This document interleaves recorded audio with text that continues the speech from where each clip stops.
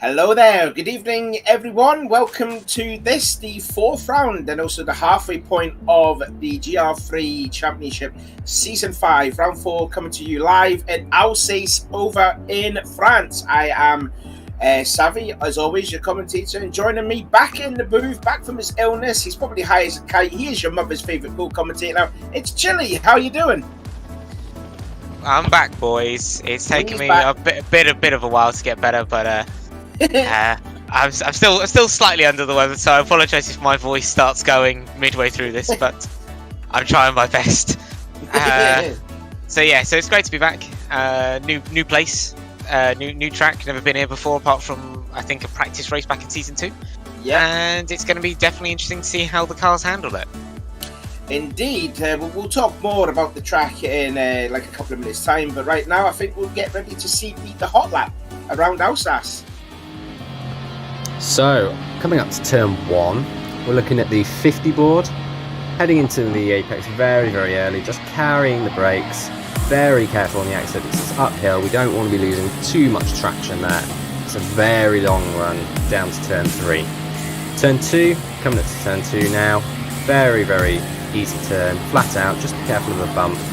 Get back over to the left hand side just before the banner. Very, very late apex. Don't run out all the way wide, leave a little bit of room all the way over to the right, and then this is flat out with just a little lift in the middle. You can go deceptively wide here and get away with it. The track's very, very wide. Just after the 100 board, braking, carrying the brakes for a long time. Again, don't go too wide. I got caught on the curb there a little bit. Don't want to be doing that too much. Over to the right hand side, braking towards the middle of the track initially, then going towards the apex. Again, you can go deceptively wide on the exit here. Turning in at the 50 board, staying towards the middle centre line of the track, and then just coming off the throttle at the last moment. Again, going deceptively wide here, taking all the track available. And then here we're just going to be braking at the marshal's hut on the right hand side, braking in a straight line towards the apex, very, very tight, first gear, then all the way over to the right, full throttle up the hill, and then just a slight lift to get past the bump. Then the long run down to final chicane. We're looking just before the overhead banner. Very tight here, stay over to the right to get a good run up into the final corner. Make sure you don't touch that barrier, and that is your hot lap.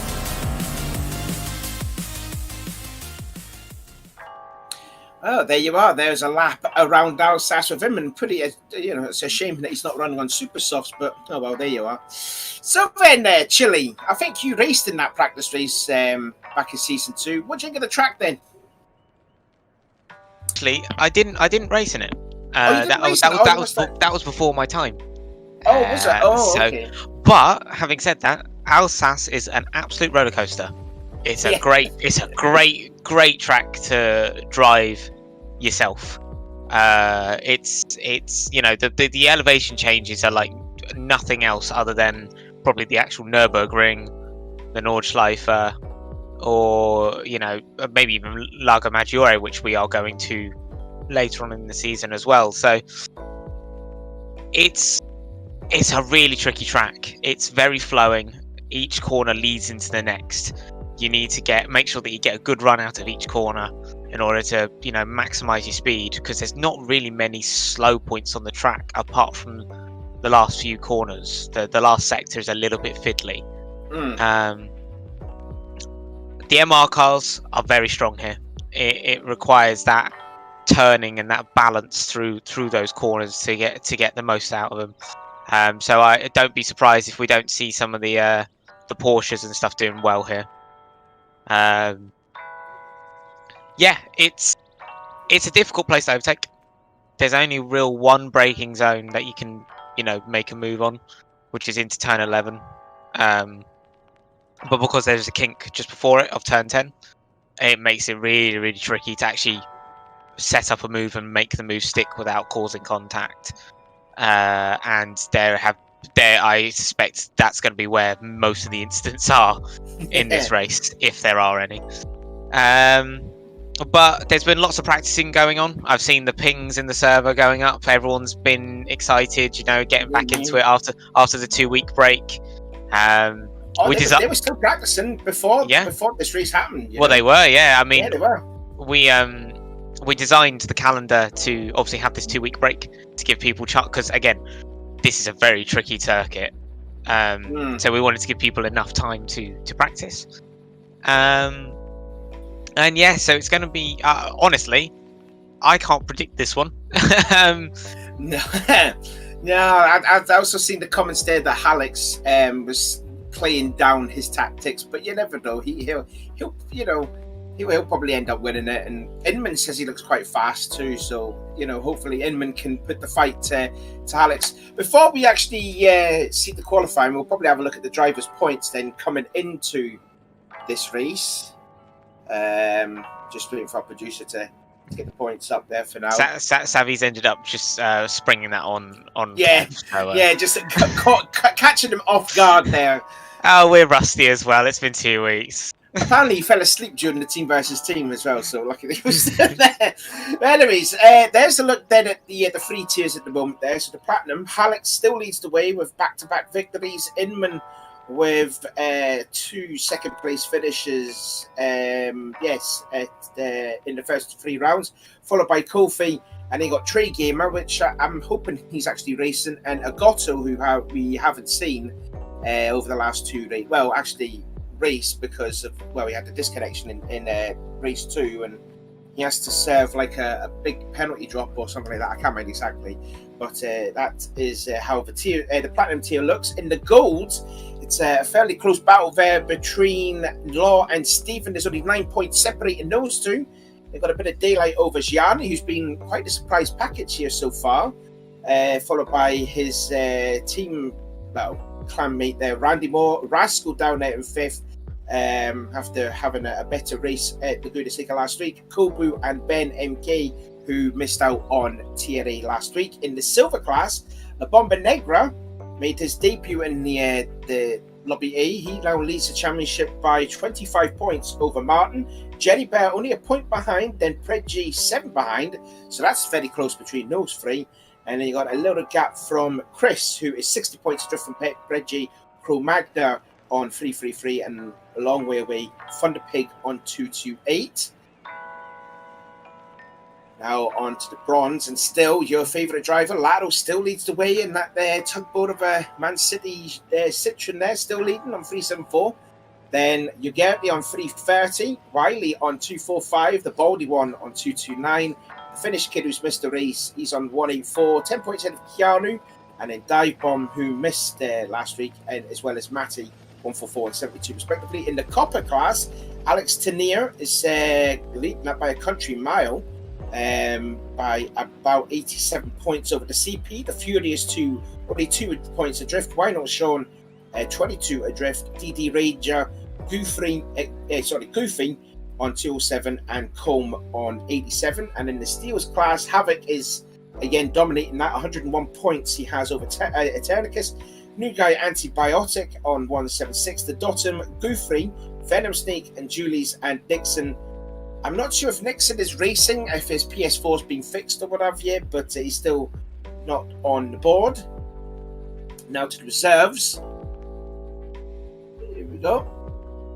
And this is how the reserves look. West still leads the way on 385, but I heard he's not going to be racing again tonight, which is a shame. Mermaid on 328. I believe he might be racing, so he could... he's not racing. Okay, then just heard from producer that he's not racing. So that's going to open up maybe Kevlaro and Dominguez to maybe catch up to the top 2 in there. Josk, Fubar, and Metcalf and Tetro Guy, all on 49 points, and the rest of them still yet to get off, or if they are racing tonight, which I don't know, possibly, but we will see come the qualifying, or if they make it into Lobby A. And for the team's championship, that is the Z team that's leading the way on 1,531 over Kerry Gold. That is Law's team on 1,467. They are 42 points ahead of Manchester City Motorsports. Alien Hunter Racing, that they are on 1,307. They are 7 points ahead of, I believe that is Nuggies or Alex's team exactly on 1300. Then Victoria's Secret, then Comrade Cowboy Racing, Charity Racing, Ben and Jerry's sitting on 1064, and way at the bottom, Team Tiger Kings on 744. So we're just about to get qualified underway in about 4 minutes. But going back to the track map, we were looking at on with Inman's lap there, and there were some corners that we were talking about that could be an issue to the drivers there. We were saying about turn 3. It's a bit of a nipper one, isn't it? Because it kind of closes in on the exit of the corner, doesn't it? Yeah, the corners on this track lure you in all the time. They make you think you can carry more speed than you really can, and by the time that you've realised that you've carried too much speed, or your line is incorrect, it's the gravel or the grass in this case, and you are off the track. And Alsace is one of those places where the grass is very, very slippery. So if you've gone wide, that's it. You cannot recover it, and if you do try to recover it, you'll spin. So turn 3, yeah. I mean, after that big long sweeper of 2, it's really hard to spot your braking point, and I won't be surprised if we see drivers run deep. But it is one of those corners that if you do run deep, you can easily just turn a bit sharper and get the exit out instead up to turn 4. Yeah, it's again. The elevation doesn't help. So the fact that you are coming up the crest into turn 2, and then it dips down into turn 3, and then turn 3 is banked as well. It actually ends up becoming off camber a little bit on exit, and that's where your mistakes happen, because again, you've carried too much speed. The car does not like the weight transfer, and you'll just run wide. Turn 5 is another one that we were speaking about. Yeah, indeed, yeah. What's the boost? I think we called it. Boost, something like that.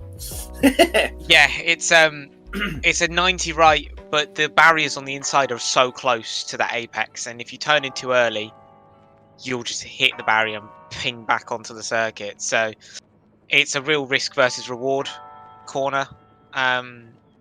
It's cambered in. A lot of these corners are all cambered, so it allows you to carry more speed through, but so easy to run wide on it again. So easy to make it wrong or get it wrong. And then obviously your line through 6 is compromised, which then compromises your line through 7. So that's what I was saying earlier about the fact that each corner connects to the next one. You need to make sure that you get good runs through them for the rest of the track to work. Now, there's one interesting corner we need to talk about. Is turn 8, the La Ville, the banked corner. Now, that's going to be such an interesting line for drivers to take, because knowing me with my NASCAR experience, there's multiple lanes when you go on the bank track. You know, there's like pros and there's cons to whatever line you take. If you hug the inside line, yes, it's the shorter way around. However, it's slower on the exit. Plus, you're putting more stress on the tyres. Whereas if you go for the high side, you're giving up a lot of space on the inside, but you're getting a good drive off the corner, and also it's less wear on your tyres too. What would you think about like turn 8? So that's what's so great about it, is the fact that you can carry multiple lines. You can set up a move by forcing someone narrow, you going on the high line, then cutting back as they wash out, and it just means that it allows for a lot of battling.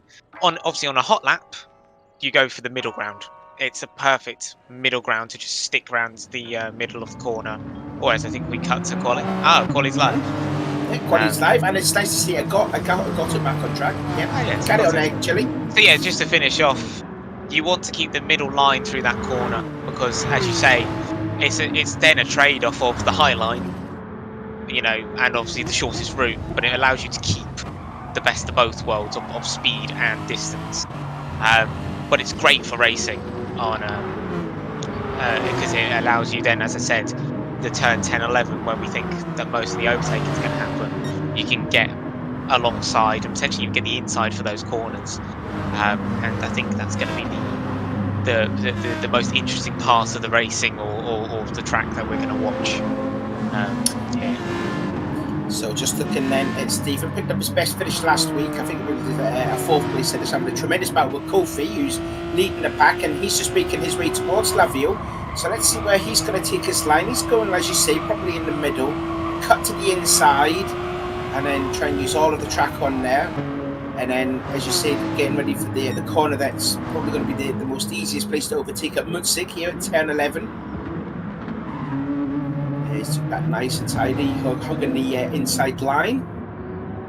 Obviously, these are just outlaps at the moment, so they're just warming up. You know, spotting their lines, spotting their braking zones, feeling the car. Because obviously they'll be a bit cold, even though they've had probably about 5 minutes of warm up. So this is the perfect opportunity to get all those mistakes out. You know where you can hit the brakes and get ready for your first hot lap. And don't forget these qualification things for people that are new to this. There's no tyre wear, there's no fuel wear in this qualifying session. It's just a 10-minute brawl to see who will just get raced away into Lobby A come the race, which will probably happen in about half an hour's time. So making his way down towards the straightaway, which is the one and only penalty bearing around here, is Kofi, who got his first career podium last time at Laguna Seca. And now he's just speaking towards that difficult turn 3, Hauganu. You see tight on the exit there. You've got to be careful with turns 4 and 7 because they're both ideal. Well, the same corner, only turn 7 is a little bit more sharper than turn 4. Yeah, I've always found that when I've been driving on this track myself, I get confused between 4 and 7, and I think 7 is 4. So I'll end up taking more speed through it and just understeering straight off the track. It's a mistake so easily made. Slight downhill towards turn 7, still on board then with Kofi, 3rd in the Platinum Tier Championship, and now in towards Lavio.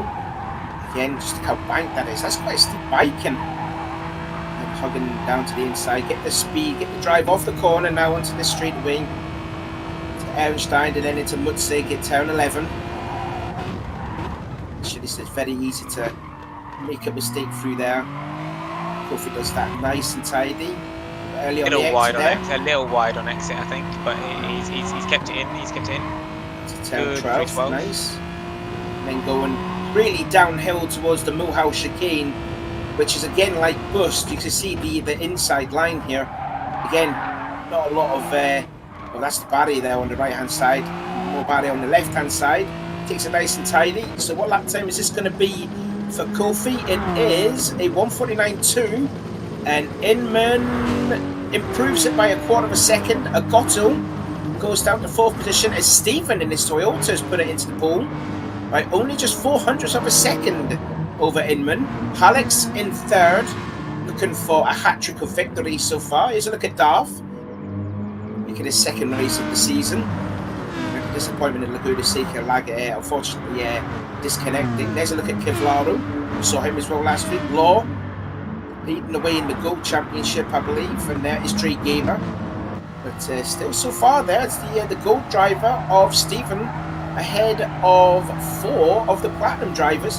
And then you got Rascal in 6th, Randy Moore 7th, and Gianni in 8th. As who was that pulling off to the inside? That it was Agotto. Agotto there pulling off. Yeah, it's a very impressive lap from Stephen. Inman said in the chat that apparently Stephen is the one to watch for this race. He's, in his words, he's absolutely rapid in that Supra, and we're seeing that now. He's done a very, very good lap there. Focusing on Rascal, I think we haven't seen much from Rascal this season so far. He's been very unlucky in the first 3 races, just through incidents and being run out of road sometimes. But he's done very well to recover the positions that he had. And you know, I think he's going to be looking for another good solid result here. If he can obviously beat one of the Platinum drivers in quali, that would be fantastic for him, and it would definitely help him on his way to clawing back some points that he would have lost. Yeah, he finished 12th in the first race, 10th in the second race, and 6th at Laguna Seca. I heard also that Rascal is. As Inman goes fastest. Inman goes fastest by 3 thousandths, and these guys are waiting for space clean on the track. Air. Yeah. So only just by a third of a tenth there. So not too close. Then isn't it, Alex? Only a tenth adrift off pole. That's top 3,000 is nothing. That equates to like a centimetre on track. That's incredibly close in Rascal's terms of improved to distance. 5th. Rascal's up to 5th now. He's just passed the Gotto. And they're now in towards, that's Durham back, I think that is. Yeah, Durham back. I'm trying to get my track map on. And then into that nasty turn 3. But there is Rascal just ahead of Hallex. As we've got roughly about 3.5 minutes to go until the end of the session. They'll probably get 2 more laps in. And that will set the grid for what I highly expect to be the lobby A. I've been hearing again, reading chat in the Discord and things. As soon as they hear the 48s being mentioned, everyone goes, "Oh no!" Some drivers obviously being realistic with their expectations, but we might see some surprise ones jumping up from lobby B. You never know. Yeah, we hope to see that. It'd be nice to see some lobby B drivers up there. We've seen Brett J and Jerry Bear, as we've seen Hallex going 4 thousandths quicker than his best time. Not purple though. He's basically drifting round turn 11. I'm not too sure that's the quickest way round, but he's faster than me, so I'm not going to mention anything. Oh, he just got the exit turn 12 a bit wrong, so that's going to compromise him. Inwood's just got 0.2 faster. Yeah, he does. Yeah, into the 48.7. Maybe Inman's maybe the one to look out for. Maybe he was the one playing their tactics then. Maybe down himself. He's a crafty one. He's always playing down his expectations, and then he'll just smash out a lap. And you're like, where did that come from? So there is the look at the current pole sitter now. Stephen in 2nd, followed by Hallex. It's only nearly half a tenth quicker than Hallex. Then you got Kofi in 4th. There's a look at the Rascal in 5th. Agotto is 6th. I think he's just like 900 slower than Rascal. Trey Gamer in 7th, flashing the lights to someone. That is, I can't remember who that was. Oh, in fact, he's gone off actually. The guy that was that Randy? It's Gianni, I think. Oh, it's Gianni.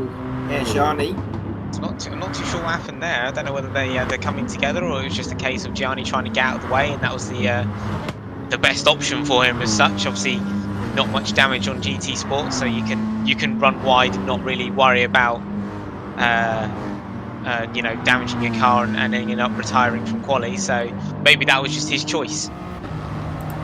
That's right. Now with Steve, we're just seeing Kevlar there at the back of the pack now. I think it was only like 1.2 seconds separating pole to last as he makes his way towards Mutzig in turn 11. He's got to find a quarter of a second to beat Inman's time, and he's got, I believe that's a minute to go. So he's got one more lap to do it in.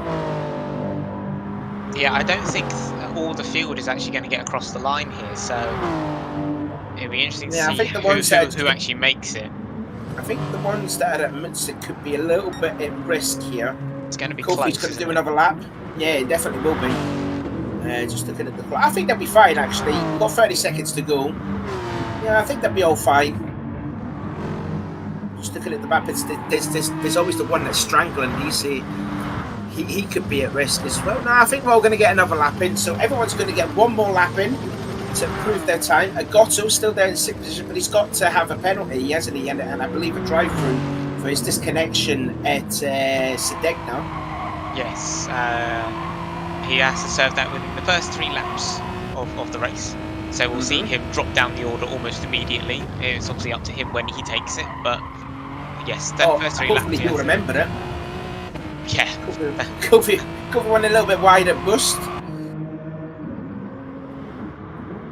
It's just less than a quarter of a second slower than Halex's time, but it looks all good for Inman at the moment to get his 3rd pole position. He had the pole at Spa last season and the Nürburgring this season.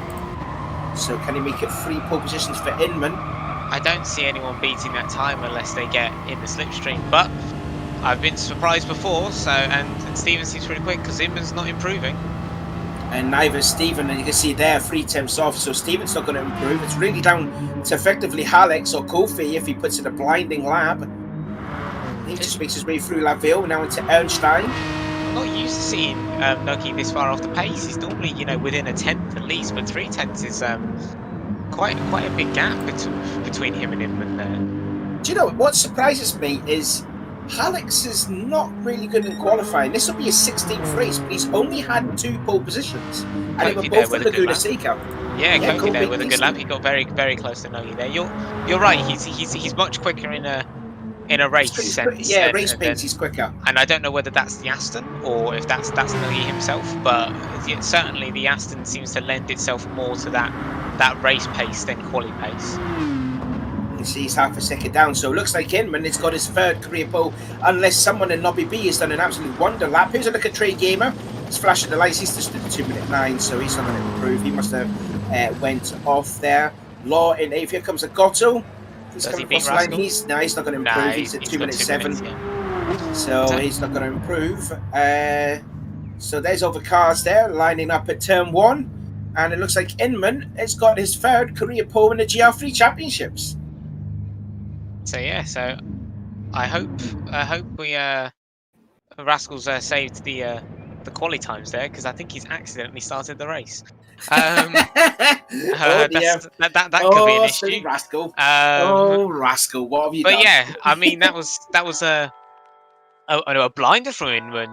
Being 2 tenths ahead. That's impressive.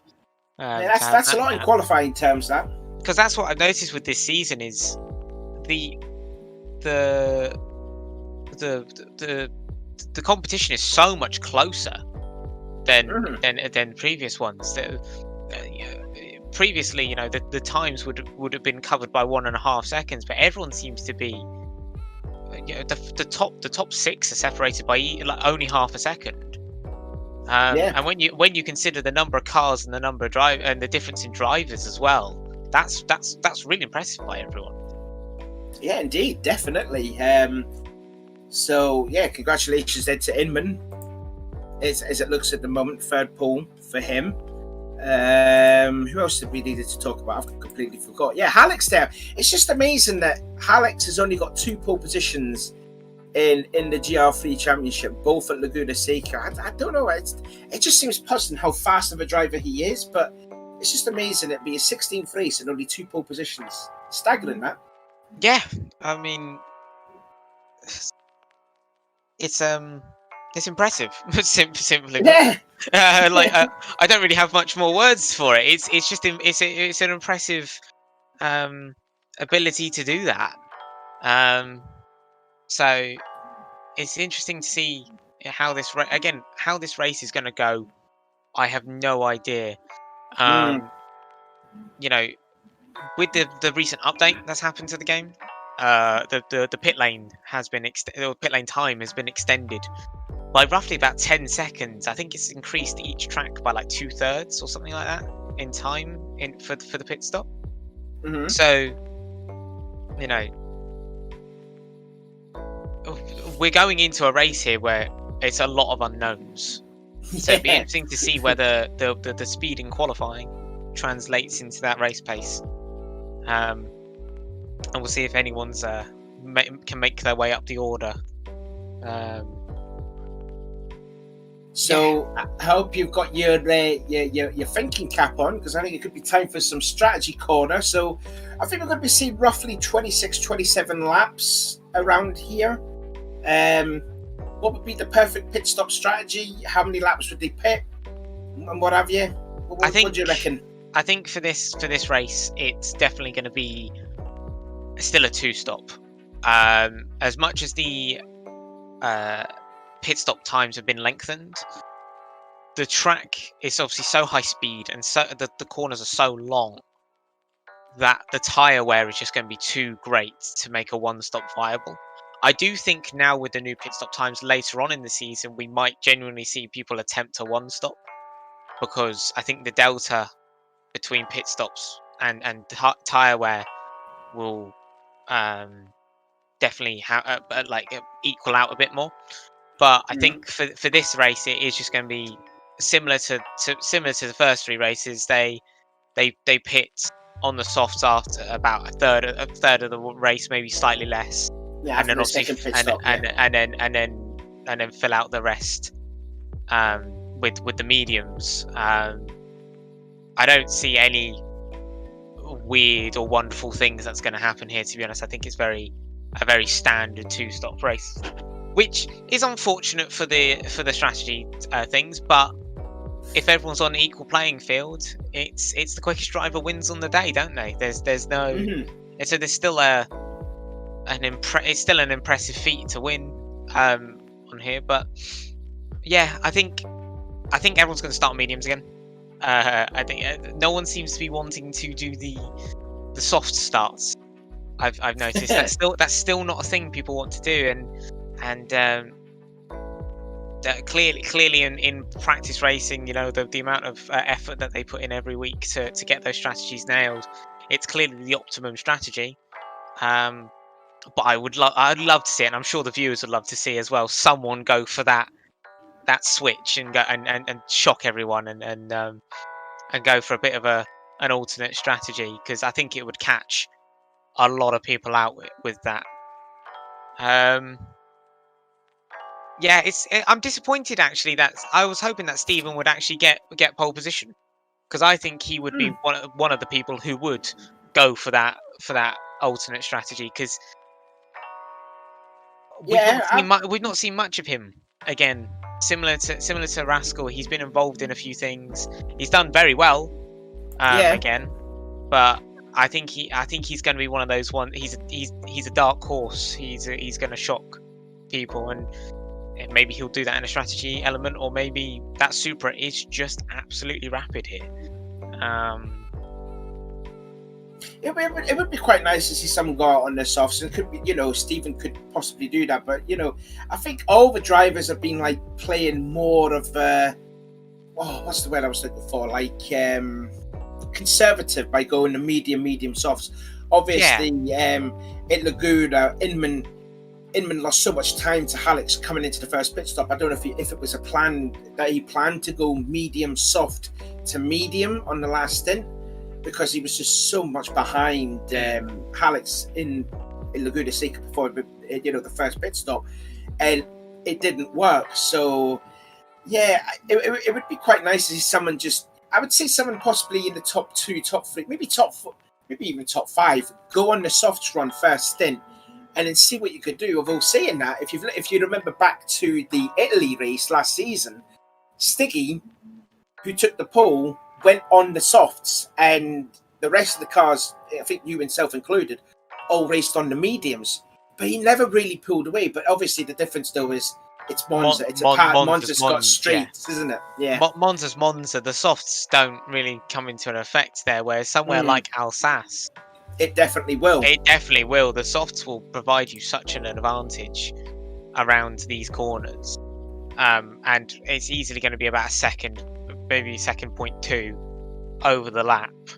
Yeah. That you'll gain just from being on the softs. So yeah, I feel like it's almost a bit of a Mexican standoff at the moment. They're all doing the same things, and no one's wanting to blink first and try something different. But Emin did that last week, but it didn't work though, unfortunately. I think with that, I get the feeling that he may have done that on accident. Obviously, sometimes when you come to the pit stop, you accidentally just hit that X button and accidentally change your tyres. And if it's resting on the softs, there's not really much you can do at that point. There's no way of changing it. So maybe he was caught out of it by it a little bit, and obviously it threw him off. But that Aston at Laguna was very strong. It's much more nimble than the Lexus. So I feel that Nuggy was going to win that no matter what happened. But this track, as you've seen from Inman getting pole, clearly the Lexus and the Aston are much more equal. So maybe this is where we see one. Maybe Nuggy's going to roll the dice and decide to go for it. I hope he does. Mm-hmm. I love strategy calls. I love strategic racing. It's my favourite type. I'm still all for like high tyre wear races, and people having to choose when to conserve, when to push. I think it makes it more fun because it's more intelligent racing than just going flat out. You know, whoever's quickest wins type thing. Mhm. So certainly, again, I can't predict how this is going to go. We've Yeah, never raced it before. Yeah. It doesn't. It rarely pops up on daily races as well. This track, it's a bit of an unloved track. There doesn't seem to be much that goes on here. Yeah, it does need some love in this track because it is quite fun. Oh, it's great fun. I love Mhm. it. But yeah, it seems to be one of those ones that's just forgotten a little bit. I'd also like to say it's a very interesting and odd track, purely because it's wide. It's very, very wide. But then the barriers are so close.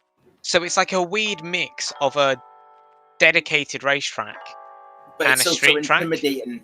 Yeah, and like Yeah. and that thing of, if you make a mistake, you're in the wall. Yeah. There's no sort of and it's almost like a really wide Monaco type track. And faster. Oh, much faster, yeah, of course. But for as wide as it is, it feels very enclosed. It's very claustrophobic. So I think it's going to lend to a lot of side-by-side racing. So I think we are going to see some close battles. I just don't know how it's going to play out with people actually managing to make the pass. Which maybe that's why people aren't going to do a weird tyre strategy, because obviously they don't want to burn out their softs behind someone on the mediums type thing. Yeah, exactly. Going back to the tyre strategy you were just saying there. So if anyone's going to risk it and start on the soft tyres or maybe just like a soft stint and then mediums, I was probably thinking maybe if this is going to be like a 26, 27 lap race, we'll say for example 27. Maybe possibly pit stops if they're starting on mediums, maybe go 11 laps on those tyres. Yeah, 10 or 11. 10 or 11, and then maybe the softs go 5 and 6. I would say more 6, 7, maybe even 8, right, and extend that out, and then come in again on the mediums and go for a 10 lapper on the mediums. So, or 9 laps on the mediums. You want to obviously limit the amount of time you spend on those mediums. Simply put, they're the slower tyres. So if you can eke those softs out, you'll be naturally faster anyways. It's just a case of where the drivers decide to plop those stints in, and in what order they decide to do them in. So we'll definitely keep an eye on it. I'm just looking through the Discord chat to see if there's any like qualifying times that have gone through. So there haven't been yet, unfortunately. Obviously, Techno Guy's working his wonders to try and get that as fast as possible. And hopefully not Rascal's done a little mistake of starting the race, not saving the times and that. I think that's where we're going to have a bit of a delay, unfortunately. We're basically checking the stream back to get all the times on the stream, because unfortunately Rascal did start the race. Silly Rascal.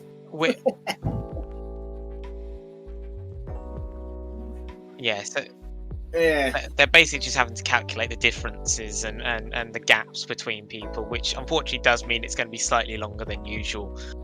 But these things happen. Mistakes can happen. Unfortunately, you can't save the times in any sort of data way other than taking a screenshot. So obviously, you can't take that screenshot. You're kind of scuppered. So it's just one of those things. It's all right. The stress of hosting a lobby in this is not easy. So, and without the lobby hosts, we wouldn't be able to bring you guys racing. So we are still thankful to everyone, as much as we're having a little bit of a giggle at it. It's not an easy job. So it's easily done, especially again how when you're a host, you completely forget the fact that on the menu, race start is where chat should be, and it confuses you, and then you accidentally hit X, and then all of a sudden there's no way of stopping it. So it's unfortunate, but hopefully we'll be able to get going in the next 5 to 10 minutes. We'll just have to fill the air as much as we can with our lovely voices. Yeah, I'm trying to think of what to say, but I'm kind of running out of it. To be honest with you. Well, I think we should talk about the story of the season a little bit more as well, because the interesting thing that I've noticed is the fact that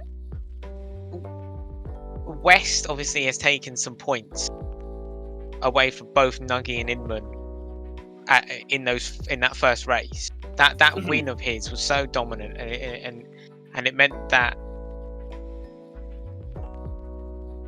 we would expect Nuggy and Inman to dominate this season. It would be them two battling for the wins constantly. So the fact that they have there's less wins on the table now for them means that those differences it's even closer between them. So it'll be interesting to see how the season continues on, and whether West does make another appearance. Because if he does, then you have to question, up to that point, which one out of Nuggy and Inman have got the most points, because they are probably going to lose some to West, and it means that the gaps between them is going to be even bigger. Yeah. So, and then you have people like Law popping up randomly in second place at Sardinia. Obviously that was a great best ever finish. Yeah, great performance by him to make it to second. But there seems to be, other than Nuggy, I haven't really seen much consistency from people in regards to where they're finishing. Inman had a poor race at Sardinia. I know he got involved in a couple of things. I think he got involved with Kofi. With Kofi, yeah, Kofi very early on, and he slowed down, and then obviously he slowed down to let him by, and then got stuck in traffic, and obviously it was a bit of a nightmare race. Having said that, that could be his drop score for the season. So it's not. It's only affecting him in the championship standings now, but obviously when the drop scores get implemented, we'll see him jump back up the order, I feel, because it won't get totaled up as much. It's the reason why as well. I noticed in the standings as well, someone like Alex Tenere, he's quite far ahead in the copper standings. Yes. And something new that has been implemented this season is the tier is shuffling. So if we see, or if the staff see a big jump or a big gap between people in a tier, and it's believed that they should be higher up, they will be shuffled into those new tiers. So I wouldn't be surprised to see Alex being moved up higher out of the copper tier, so he can start competing with the guys above. He's been a bit of a star, to be honest, considering where he would have time trialed to get to that position. I'm just looking at the points here. If you could put Alex in the bronze tier, he'd be still leading the championship. Exactly. Like that's very impressive by him. It's again, from his time trial to be then waltzing into to the tiers, and even being leading the tier above him. That's really good. Like you can't argue about that. So it's this first half of the season is shaping up to make it quite interesting for the second half once the tier shuffling happens, and I think it will drive a lot of people more to perform better, and get those wins and get those points that they need to potentially beat the newcomers into their tier. I'm looking at the silver tier points too. If Alex would go into the silver tier category, he'd be 5th in the points, ahead of Chris and ahead of Crow and Thunderpig as well. Yeah, I mean that's what I'm saying. Yeah. He's been an absolute star in the lower tiers. Unfortunately, he hasn't made it into Lobby A yet.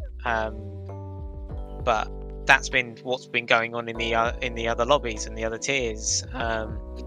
It's a shame that we can't get more footage from those lobbies. It's something that we would like to do, but unfortunately, just staff numbers things don't allow that to happen. So it's nice to see. It's nice to bring up stories from other lobbies as well. Also, you've got Havoc DK as well. He's dominating the Steel he's Championship by 101 points too. He's doing well, but when I personally I thought he had underperformed in the TT. I was kind of shocked actually that he was that low, and I hope he doesn't mind me saying that, but I think that was an under performance. So again, but he's picked himself up. You know, that was an unfortunate thing to happen, and again, he's performing very, very well. He's outperforming that tier, so we may see him move up into a higher tier. I think the other ones are all pretty close, to be honest. I think the gold. The gold tier is very close. Very close. Yeah, but Lord and Stephen, only 9 points between those two. I wouldn't be surprised if we see that gap change this race, though. I think Stephen's got the number on Law a little bit. Yeah, for sure. So, yeah, it's going to be certainly interesting to see how whether Law can get back that form they had at Sardinia and stuff, because it's been a bit of a quiet one this quali session from him here. Rascal done very well to get up into 5th, I believe. I think he did beat Agotto at the end. He did. Yeah. So, like I said at the start of the quali session, for him to get above one of the platinum guys is a fantastic result for him, and he's done that. So we are seeing progress from all the drivers. You know, gaining speed, gaining pace as they get more used to their cars, and it allows for these great stories to happen and these great rises to happen through the ranks. I mean, we saw it with Nuggy back in season 3 when he joined. You know, he was tier B, as it was known back then. Yeah, in the and all of a sudden he appears in the higher lobbies. And he wins tier B by a country mile, but at the start of the season, you wouldn't have said he would ever have done that in the first place. So it's great to see that we are still getting those performances from drivers and those results from drivers, because it shows you the work that people put in to these races, and we are very happy that we can provide that to everyone. So it's good. I like it. He beat Mermaid to the title in season 3 as well, and they both raced at Spa. So it was very interesting, because I think that was only the closest championship, because Techno Guy that season, he won that championship because he made it into that Lobby A race. He did. And Alex dominated the tier A championship. It was really tier B, and it was all on the line between Mermaid and Nuggy. And I think how Nuggy got 3rd place in a Porsche around Spa is pretty phenomenal. Yeah. It's a fantastic one, and again, you know, from the depths of tier B to get 3rd in tier A, that's pretty good going, for a rise through the season. So, will we see another one of that this season with someone like Alex or Havoc potentially, if he's getting quick again and things like that? Who knows? That's the great thing about this. We can be surprised. I'm loving it. I think it's great. It's definitely shaping up to be a very interesting season. I was also wanting to mention too about Gianni as well, because I think he's been getting better and better. I can't remember where he finished last week at Laguna Seca. I think it was like 8th or something like that. But he still has some good race pace. Although qualifying, he's been improving. The first race he qualified 14th. The second race he was 13th and finished 6th. So that nearly tied the most positions gained between you and, I know it was a Finnish guy, and I can't remember what his name was. Jans 999. Because he qualified 13th to Gianni and finished 6th. So that was 7 positions gained and not 8 like what you and Jans did in season 3.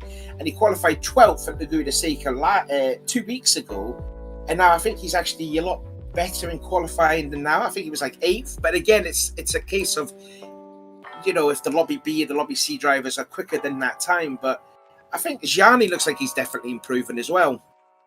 Yeah, I mean, he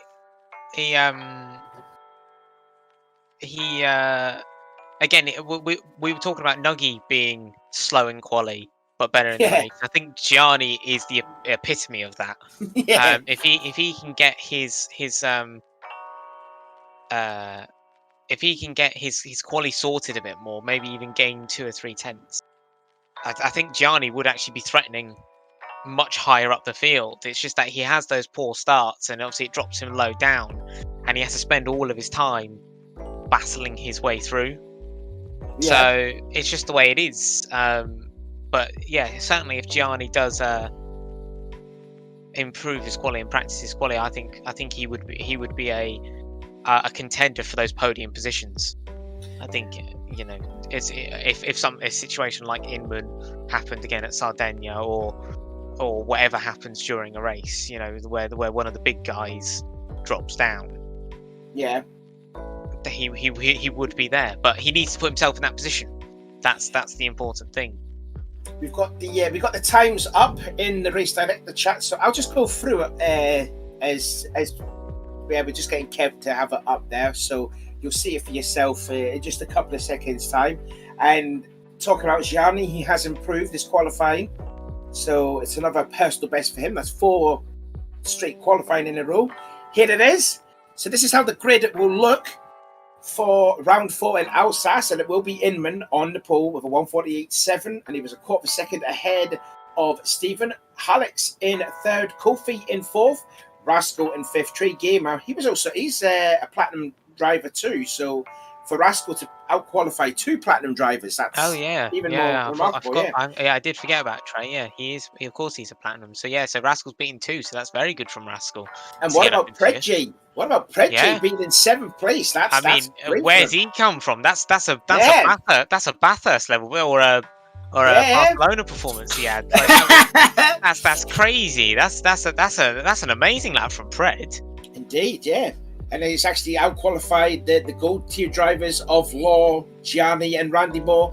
And you got Agato with that 5 grid place penalty because of the disconnection at Sedegna, which he's got to serve a drive-through penalty. Jerry Bear, I believe that's his 3rd straight appearance in Lobby A.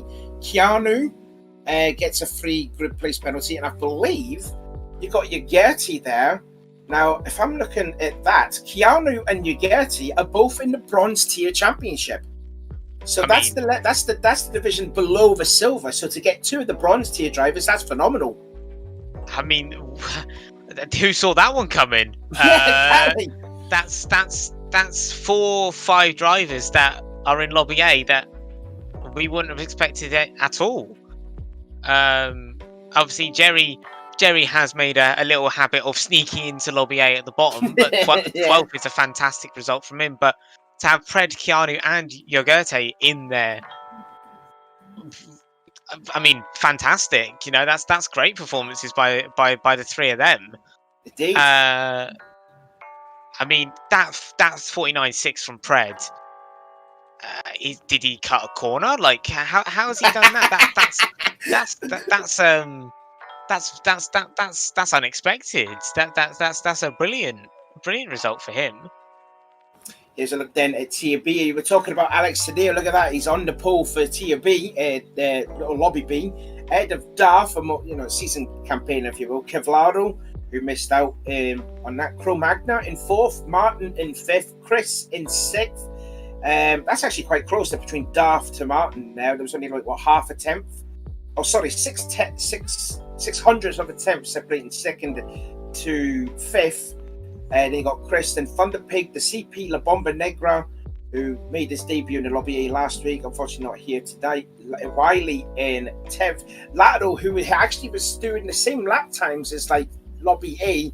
So, as far as I heard, but he'll be disappointed to be 11th in the class. Havoc, the championship leader in the steel category, in 12th. Techno Guy 13th, and the Furies 2-4. But what's even more heartbreaking though for Alex there is that he was only 3 thousandths away from making it in Tier A, the Lobby A race. I mean, what can you say about him? Again, 4 races in a row. I'm lost for words almost. Like, he is having a great rise. He's clearly loving that car.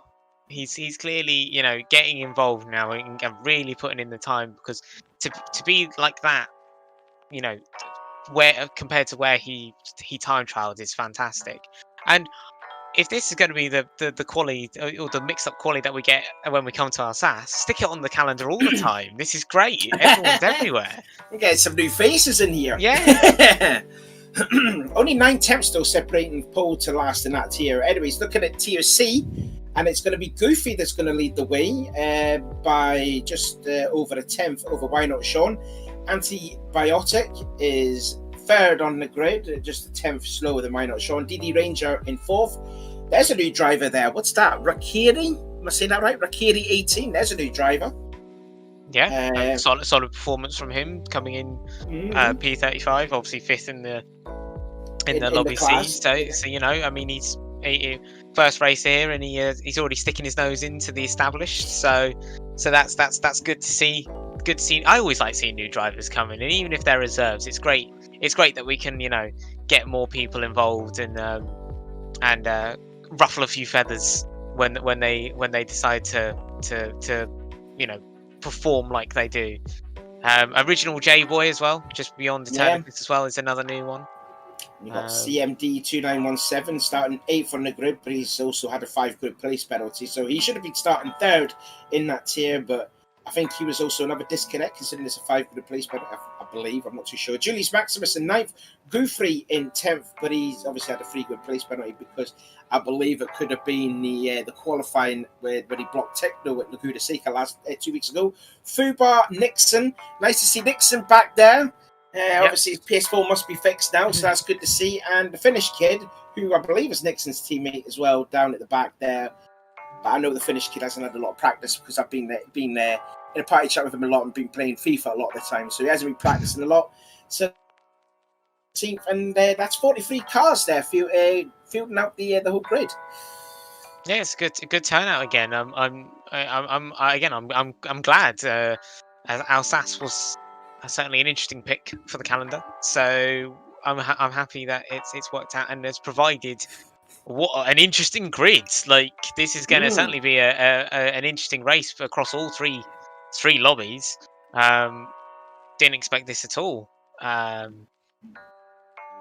Credit to everyone who has put in these laps, because I mean, sorry, I just got a message there from Jenny Bear saying 3 weeks in a row, lobby A, I think. Exclamation mark, hype. Hype. Fantastic. Don't worry, Jerry. We've made a comment on you. You haven't been forgotten about. Unfortunately, you've just been overshadowed by Pred's fantastic P7 or where it is. P7, yeah. I mean, I would have loved, just after the conversation we had about Alex, if he'd have, appeared into lobby A without our knowledge. That'd have been brilliant. That's gotten to be like 4,000s just not making it, and it's just, again, it's the fine margins, isn't it? It's just so little.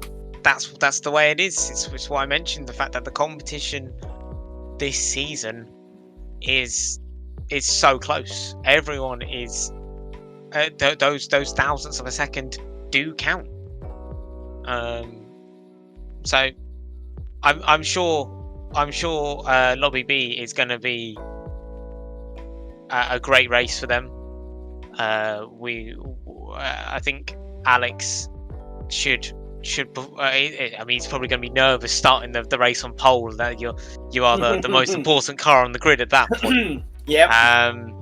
So yeah, each driver is going to get obviously an experience and a feel for what it's like to be leading into the first corner.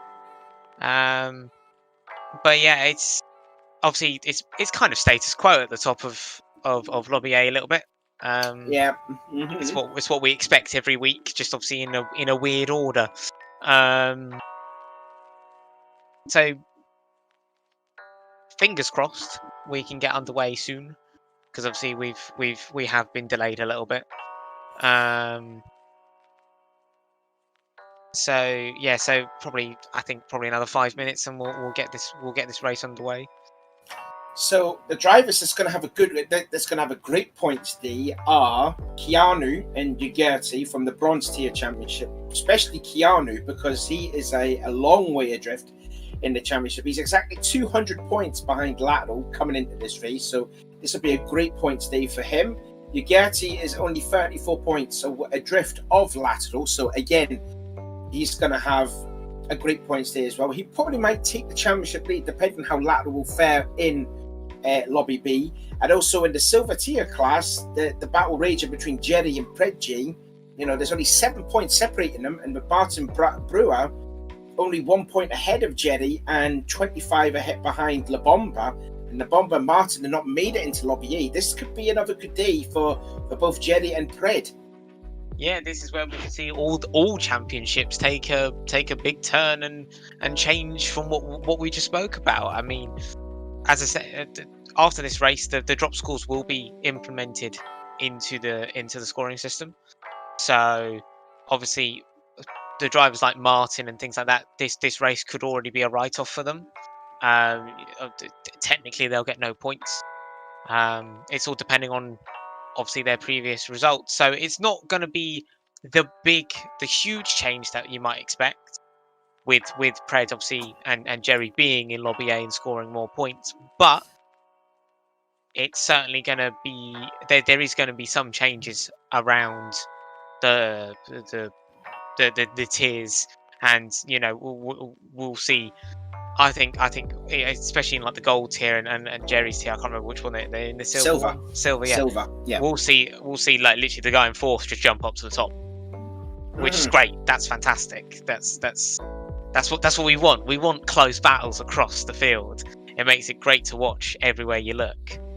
So we're going to keep a close eye on those 4 drivers: Pred, Jerry, Keanu, and Gr.3. So we've got two by producers that stat checks I think we're done. So your predictions: who's going to win Lobby A? Inman. Easiest call, but to be on pole by 2/10, that's going to translate into the race quite easily. I don't see anyone challenging him. He'll just drive off into the distance, I feel, and that'll be the way the race goes. I think it'll just be a dominant victory from Inman, I feel. So we're just about to get the Lobby A race underway. So we'll see on the screen in roughly about 10 seconds or so. Oh, there it is, right there. So this is how the starting grid will look. I'll try and do this in one go. It's Inman from Stephen, Alex, Kofi, Rascal, Tree, Pred, Lars, Yanni, Mandy, Agotto, Jerry, Chiaro, Gr.3. Oh, we got there. We did it. I think you were slightly late there, but I'll give it. Oh, was I late? I think you said Gr.3's name just as the thing disappeared. So I think that's 2 out of 4 for the season for you now. So 2 out of 4, yeah. That was quite tense there because that could have been quite messy. So that's the field getting underway. So hopefully they'll put the fuel mixtures up to 60. You can see on the left side of the screen the top 14 drivers overall in the championship. And Alex leading the champ there. Well, you see there, and then there's no sign of. Oh no, because West has only done 2 races, my bad. Anyway, so that's how the top 14 drivers look. Oh, I just mentioned that too. No Kobu. He's not racing. Oh well. Never mind. So the drivers will be up to putting their fuel mixtures up to 6 so they can save a bit of fuel. Let's see if the producer can hear me what tyres they're going to be starting on. Okay, we're just going to get it towed there. So here we go, Vince. So it looks like mediums for the pole sitter, mediums for Stephen, mediums. Looks like it's all going to be mediums again. So again. Oh no! I saw a soft. I saw a soft. From Agotto. Agotto's gone for the softs. So Agotto and Gr.3 are on the soft. So they're the 2 to watch. Yeah, we have a race on. Good job, guys. These are my 2 favourite now. I'm rooting for them. To be honest with you, I think starting on the soft tyres, starting in 11th position, could be a wasted opportunity. If he was higher up, then I could understand it. But maybe Agotto has the belief in himself that he is gonna be able to make the moves. We don't know what's been happening in the practice sessions, throughout the week. Maybe Ogotto is very good at overtaking here. But don't forget, he's got to do a drive-through, hasn't he? Ah, yeah. So maybe he's taking them now, and obviously will be in clear air and be able to utilise them to catch back up to the pack and maybe make some positions. That might actually be a very, very interesting call from Ogotto. So we might see him peel off immediately. We'll see him peel off after the first lap. So start is going to be pivotal for Ogotto, and as the field will make their way in towards turn 12, there's a look then at Ogotto starting with soft tyres, starting in 11th place. Was supposed to be 6th position, but he had that disconnection at Sedegna 3 weeks ago. As a result of that, unfortunately, has to serve a 5 grid place penalty and a drive-through because of it. So now the cars become double file, going downhill towards the Mulhouse chicane. Hopefully it's going to be a very clean first corner at Weissenburg, because it is a very tight hairpin corner. Looks like we're all going to be nice and tidy, and now Inman can dictate the pace. Hopefully put the fuel mixture all the way back down to 1, maybe 2 if you've got a fuel save. But here we go. It's a short start straight as well, start finish straight. And he's already Inman gone. Is gone. He's away, and round 4 is underway. And hopefully we're going to be nice and tidy through the first corner. If there's any bumping and barging through there, looks like we are all nice and tidy through the end of the first lap there. Yes, indeed we are. So we got through the first corner nice and clean. And Inman still lead the field on board then with Alex. He's already getting a good run then going in towards that infamous turn number 3. I think it's too early to make a move. It's Laws trying to go around the outside of Rascal, and Rascal maybe on a little ride, and here comes a Dre Gamer. They're going to be 3 abreast going in towards turn 4. Laws gone by. It's fair racing from all of them. That was very good. 3 wide into turn 4, certainly interesting as Law comes and cross and clubs off Trey as he goes, and Rascal's trying to go around the outside of Law, which will he get the cutback? No, he's slotted in. As Gianni got wide, I think there. Done very well to keep that out of the barriers. I thought that was round. Gonzo's already gained 2 positions. Big move already. Law, he's already gained 3 positions on the start. So to Gianni, he proves there he's gained 2 positions as well. But there's a look then at Rascal. There's a look at Gianni. Battling with, that's Ogotto there. And again, that's the inside line, and Ogotto got held up there. Again, but this is where obviously the softs are going to be helping Ogotto, but also hindering him as he, will he's get having a too look much then. speed through. He's gone through. Yeah, he's got past there. That was Gianni. Sorry, Matt, I just had a brain fart there. On board then with Keanu. Oh, God, it's a mess, and Ogotto's gone off there, as well as I think that was Gianni too, and he's been spun around off the exit of turn 12. Oh my! What happened there? Did he get spun out, or was it just running wide? Well, let's see. So Ogotto got by, but it's still side by side at turn 11, at turn 12. Sorry. Oh yeah, there was a bit of a touch, and as you were saying there, if you hit the grass, you're going to be spun around and. And he came back onto the track and just got collected. So that's unfortunate for Gianni. I'm not entirely sure whether he just carried too much speed through the turn and obviously had a small little collision with Ogotto there. But it's the first lap, the cars are everywhere, and I'm shocked that no one else got collected. To be honest, it seems like he did collide with someone, but everyone else seems to be okay. I noticed that Gr.3 has dropped off the field already, so maybe he had it on the first lap as well himself. Possibly, yeah. So looking at this battle then between the 2 silver drivers, Jerry versus Predji, only 7 points separating them before this round on board with Predji, and he's dropped down the field a bit from 7th down to 11th, so not a good start for Predji. I'm guessing he'll probably be battling with Nerves being that high up. That's his best ever qualifying today. And there's a look then at Ogotto. He has served his penalty. And now he's going to catch up with Gr.3 just ahead of him, only 3 seconds. So yeah, Gr.3 must have made a mistake, unfortunately, which we didn't see. But, that's the way it goes. There's so much action that's on the track at the moment as we ride on board with the championship leader on course for a hat-trick of victories, and the top 3 literally nose to tail, and they've already pulled nearly a 1.3 second gap over Goofy. Yeah, it's certainly impressive. Steven runs a little bit wide there, but again he's done well to keep it in straight and narrow, and I think Nuggy's going to be looking for a way past here. I think he wants to get a pressure inward to maybe make a mistake. That's the best thing he can do in this situation. Just going back to Pred as we watch him coming through the final 2 corners, it's important for him, I feel, to just settle in more than anything. You know, as you say, he's probably nervous starting so high up, making sure that he performs well. Oh, Gianni, what happened there? He just...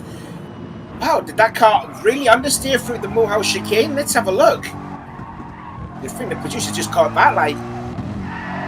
Wow, that's a wall glitch. He's hit the that barrier has a bit of a lip on it for some reason. Oh no, so Nuggy's made the move. Yeah, that would be like Ristenborg, I reckon. That barrier has a little bit of a notch on it, which clearly Gianni just got caught on, and it's spun him round, which is very unfortunate for him. I haven't seen that in a while. But yeah, great move from Nuggy to get up to the inside into second. There's a look then at Randy Moss in a comfortable 8th position, and then there's Ugarte, Jerry Bear, and Pritchie's actually gone away around Jerry. So that's a position change there between these 2 American drivers. Flying the American flag in Lobby A, these two. As well as Kofi. Oh yeah, of course, Kofi. We haven't seen anything of him in the first few laps, so I completely forgot about Kofi. Ignore me. On Tree Gamer too, we forgot Tree Gamer. I'm just going to shut up. I'm clearly just wrong all the time. But as Stephen gets into the back of Nuggy a little bit, it's okay. Just small little tippy taps, but you want to watch himself with that, because he doesn't want to unsettle Nuggy or push him too far wide. Now then, here we go then. Now that Nuggy's freed himself close to the back of Stephen, he's now going to catch up to Inman, and we have seen before in numerous races that Alex and Inman, there's a rivalry between each other. You know, it really came at loggerheads at Laguna Seca when Inman was defending the race of his life to hold back Nuggy, and there was a couple of incidents where he sort of like pushed him off the track on those occasions. And again, going back to the incident at the Nürburgring when Alex got into the back of Inman, so they're going to reunite their rivalry on track again. But Inman is just pulled away a little bit from Alex there. So Alex is not in that slipstream distance. I was informed in the chat by Law that apparently the Aston is very, very weak here. But the reason why Nuggy's up where he is because he's Nuggy.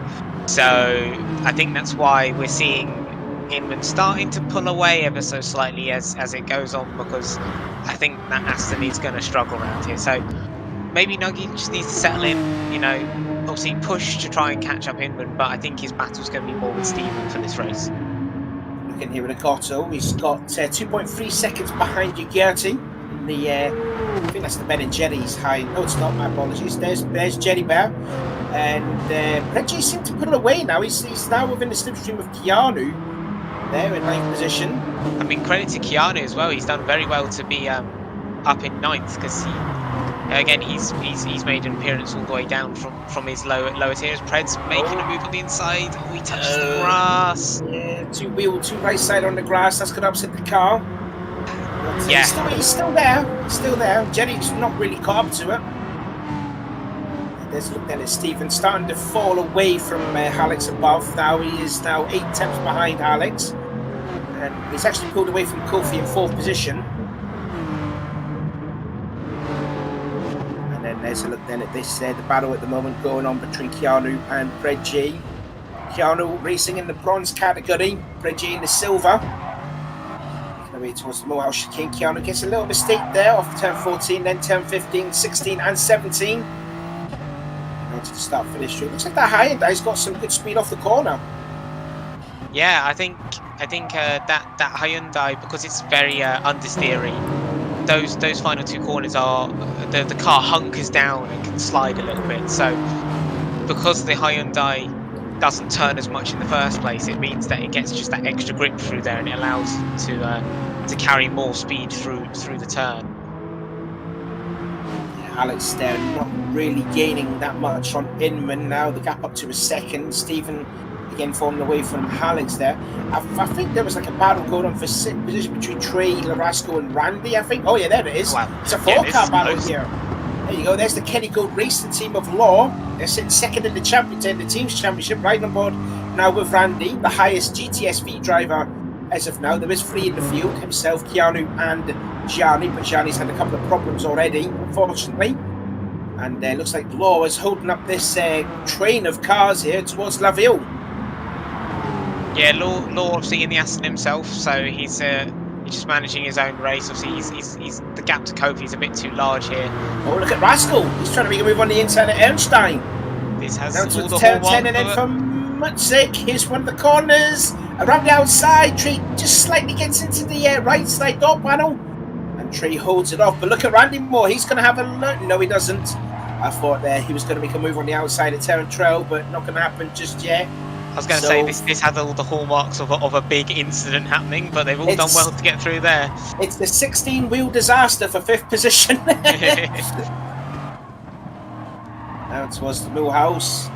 Racing to tidy through there. Aston leads from Mercedes, from Lexus and Mercedes. And now Preci's gone into 9th position, so he's past Keanu. I just noticed on the screen. There he is there. Oh, wow, in fact, Keanu's going to be passed by Jerry around the outside of Wiesenborg. Well, that was a great move from Jerry there to hang around the outside. He's going to obviously have the inside for turn 2, but then the outside for turn 3. So if we can stay on board with these two, this. And the Gotter's catching up to them as well as Gr.3. Now it's towards turn 3. Sticks around the outside. Keanu gives him space. Jerry losing the rear just a teensy bit, but he's got the inside now for turn 4. Oh, look at this! Oh, and again, Keanu's still hanging it on the inside. He's got the inside for turn 5 at boost, and I think this could be the position now, or holding that 10th position, and he does. So that's good racing now. Yeah, side by side for 4 corners. Fair play. Jerry's not giving up though, is he? He wants that 10th place. Yeah, he doesn't want to see Preci go way off into the distance, but he's got to be careful because Gr.3's now inserting himself into the battle. And also too in the background will be Agotto as well in the Porsche. Now it's La Ville, the bank can corner. And again, Jenny trying to have a look on the inside. Preci did that a lap ago. Didn't work. Jenny this time managed to work it, and I thought Keanu put a bit of a block then.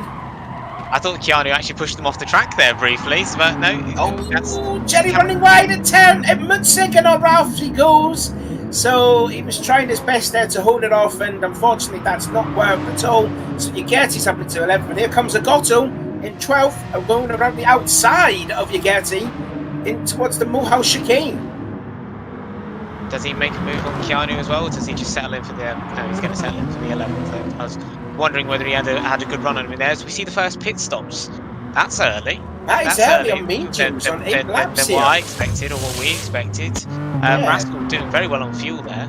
Kofi out as well. Is he stuck onto the medium tyres? I'm wondering if they can't go for a 3-stop strategy. Surely not. I think Randy just ran wide there out of turn 1. He definitely looked like he was rejoining off the track. So I don't know whether he's had a bit of a poor turn 1 or a bit of an incident there. But as we see Rascal just out in front of Jerry, and Agotto's making the move.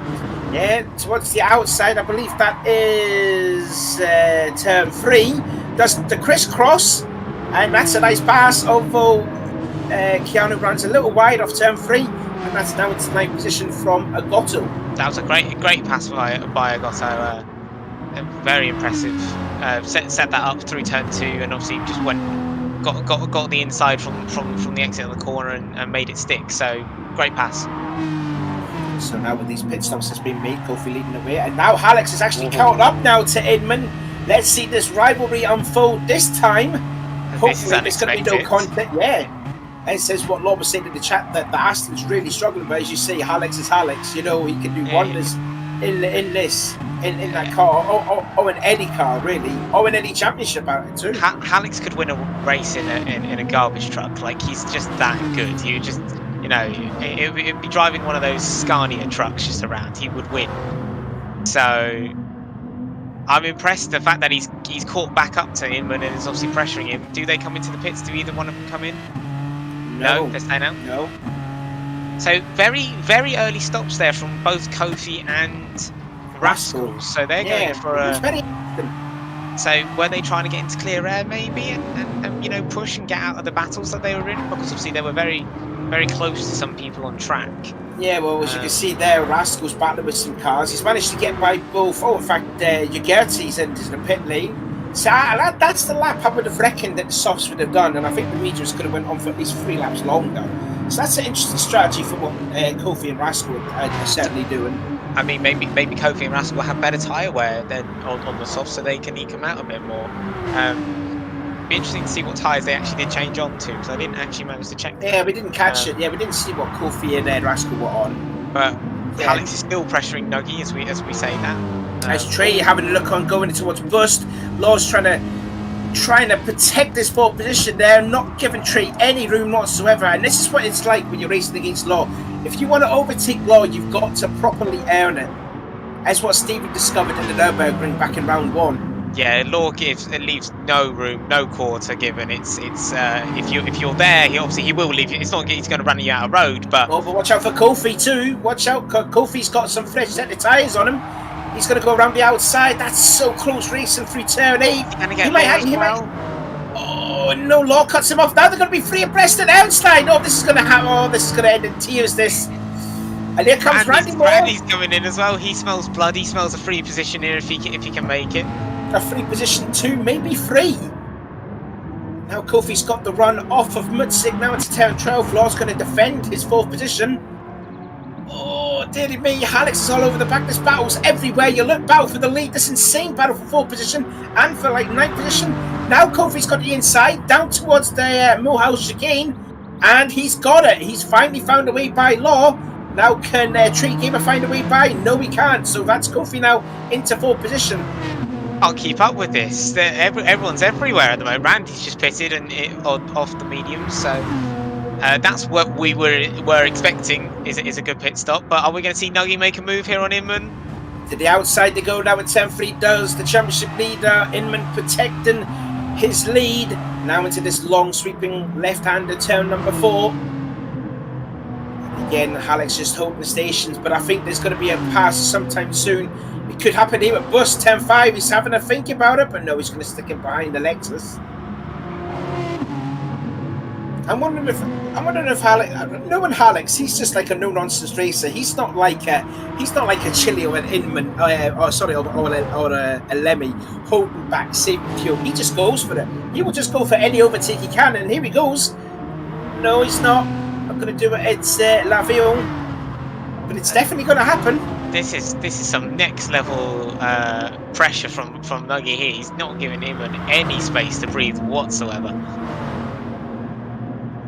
Now just past Ernstein and then in towards Mutzig. Again, Inman protecting, defending the lead. So far, it's been clean from the pair of them. We have seen these two make some contact in this championship and other championships before. So far, there is respect being shown towards Inman and Alex. It's just a case of we have to pit sometime soon, I reckon, maybe this time by, if they're going to take the battle in towards the pits. And it's going to be interesting to see what fuel they've got left in those cars, as we see Rascal just passing Predgy. So Rascal's made his way back up through the traffic, obviously that he pitted early into his boat. And the top two are pitting. The top leaders are pitting, only 1% separating them. And Steven's got the same percentage of fuel as well as Inman, and Law one's a little wide through the first part of the Millhouse chicane. Now that's going to probably enable Kofi into the lead, but we still don't know what tyres he's on. Is he on the softs or stuck on the mediums? The way he's racing, I reckon softs. No, he's on the mediums. But that clear air has meant that he's now caught back up to Steven here. So. Oh, look at this! Side by side now for the lead of the race. Inman and Alex side by side through turn 2. Now going into turn 3. Inman's got the inside, but if Alex can stay on the outside, he's going to have the inside for turn 4. And Haugenu. And no, Inman holds on to it, but you know, Inman, there is some pressure now from Alex. He wants to get a 3rd win in a row here. Importantly, they're on both the same compounder tyres, so this is equal footing here. I think Nuggy just got wide and came off the camber, which meant that Inman just could keep the car closer to the corner. It meant that Nuggy lost the momentum he had through it. So it's going to happen eventually, isn't it? I reckon the lead change is coming soon. It's just going to be, where does Nuggy manage to pull it off? And just seeing there's a look then at the Gotzo, who's just come out of the pits now in 10th position. He's got Predgy just ahead of him. Just doing as well that Kofi's caught up a hell of a lot to the battle for the lead, but don't forget he is on 3 laps Warner tyres than the top 3 that are ahead of him, and you can see there Kofi already dropping back from Steven in 3rd, but the top 3 there separating by about 1.3 seconds, and we're coming up towards halfway of the race, and Alex is getting closer, and again it's going to allow Inman to defend, although he's going to have a look on the inside this time towards the Mulhouse. Oh, Inman was brave. Yeah, Alex did back out. Yeah, he thought better of it there. That I wouldn't say that that's normally an overtaking spot. So I think no, he didn't have enough of a run to make the move. Really, as we see a blue flag. I don't know whether that's the game. No, I think it's just the game with the pit stop. So okay, I thought someone might have spun out and been quite far behind. See Jerry and Gianni battling at the rear. And going towards the Mulhouse chicane. So again, yeah, that's Blifley Server's been a bit stupid here. Positions changing hand over foot. I believe that was for 10th place. Yeah, Agotto's managed to get by Keanu, I believe that was, in 10th position. Oh no, Agotto and Pent Ballon for 9th and 10th. Sorry, my bad. And Trey is still behind Law. So Law is properly got his elbows out here. Again, as you said, you don't get past Law very easily. Having towards Busty, go for the 12th time, 27 minutes to go. The lead just shy of a quarter of a second between Alex and then Stephen trying to keep touching third, and Kofi dropping back on those 3 laps. Warner tyres in the top 3 ahead of him. Rascal in a safe 5th position on course for his best finish of the season if he can hold on. And again, there's Trey battling with 7th place over Law. I'll tell you what, Agotto in 9th position. Only 3.3 adrift. He's not that far away as Agotto. His recovery drive from his earlier incident and obviously his drive-through penalty is he's going well. He's to be up in 9th is very impressive considering where he was at the start. So it'll be interesting to see where he eventually does finish. I reckon he could probably easily get 6th if he continues on with this pace. Just out of curiosity, what tyres is he on? I believe he's on the mediums. He's on the mediums, okay. He would have to be on the mediums because obviously he started on the softs, so if he's pitted again, he'll have to have changed off of those. So here's the thing. Caught up now. Sorry. Here's the thing. Nuggy and Inman, the more that they battle, the more that Stephen's going to catch up. So this is not smart from Nuggy here. He's slowing both of them up and it is allowing Stephen to come back into this race. They had dropped him enough to make him almost not a threat, but now he's right back in the zone to potentially make a move here. Fastest lap there sent to Keanu. That's a surprise there. As now Inman again trying to defend the lead from Alex as he goes to turn 3. Is Alex going to go for the crisscross? No, he's not. And now the top 3 are close together now, about half a second now, separating Inman, Alex to Stephen. As you ride on board now with Stephen. Oh, turn 4 is a bit slightly for Inman, but still protects the lead. And they've already dropped Kofi now to about 3 seconds. Now towards turn 5 at Bust, and again can't turn early through there. Oh, nice and tidy through there, and now in towards the tighter turn 7. And Alex is having a look this time. He's having a look to the inside, and he's got the lead. Inman has just let him by, I reckon. Well, Stephen following through. Inman's line is compromised here, so. Oh, Inman had to put on the brakes. I don't know if he got into the back here, but look at the drive that Stephen gets off the turn of Lafayette. 2 tenths separating the top 3. This is so close here. Halfway through the race. Aston leads, Lexus second, Toyota third, and Alex went a little wide off of Mitzik. I think Inman and Alex touched there through on the apex. Oh, that's nothing. That's nothing special. They always do that. It's just another one to the catalogue of their incidents. But luckily, this one's only minor. We move on. Now it's the Mulhouse, and Alex has taken over the lead of the race. Inman second, Stephen third, Kofi so far back now in 4th place. But you could just throw a blanket at the top 3 now. Start finish line, lap 14 now. See Kofi's in again. Now he pitted in on lap 8. Now he's gone 5 laps alone on that. So I'm reckoning, is Kofi going for a free stop? Is that his plan here? Is that's very interesting if he can pull that off. I didn't expect a 3 stop at all. Yeah, he pitted in on lap 8. So he's come out behind. He's come up behind Rascal, and I believe he's still on the medium. So yes, he must be going for a 3 stopper. That's interesting call from Kofi. As now Inman trying to protect 2nd place now from Stephen, who's looking very racy in that Toyota. Does Inman have an issue with his tyres or something? Because he's very, very slow here. Has he accidentally scrubbed them a bit too much as he's come out of the pit lane? No, they're all equal. the thing with Inman though is, and we've seen this at the Nürburgring too, he was quite good in the first stint. When he made his first pit stop, he wasn't as good, and he lost a lot of time to West.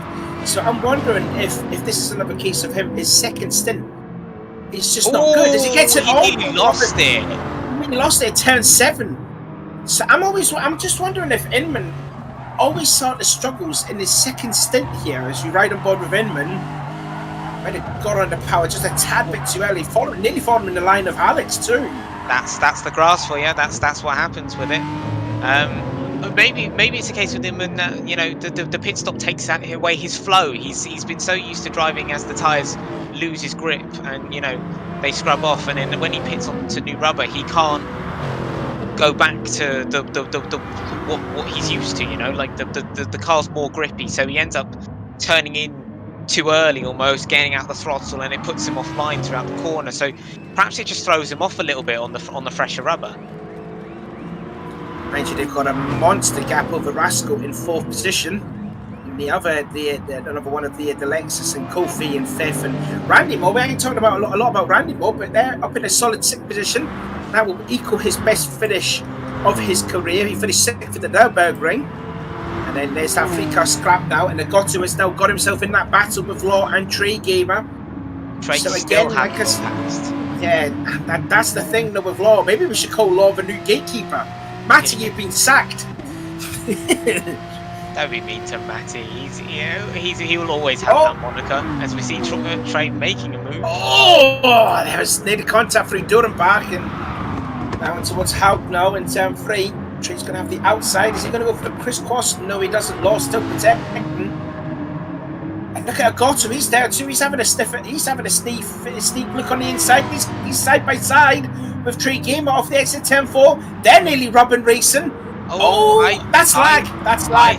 I think those two can't see each other. I think that's what's happening here. Yeah, possibly. Yeah, so, I think you're right there. So I think maybe Agotto can't see Trey. There's a bit of issues. So that's going to be interesting to see how that battle unfolds. Hopefully both Agotto and Trey will look back at the stream saying, "Oh, I didn't see your car." Law needs to be careful with that though, because if he gets involved with those two cars colliding, Law can probably see them both. So we need to be careful with that, because he might accidentally be taken out by two. Look at them! Look at both Agotto and Trey. GDB. Well, on my screen, it looks like Agotto's fully now ahead of Trey. I mean, we can say it's really close racing. That's what it is. The rubbing's racing. And,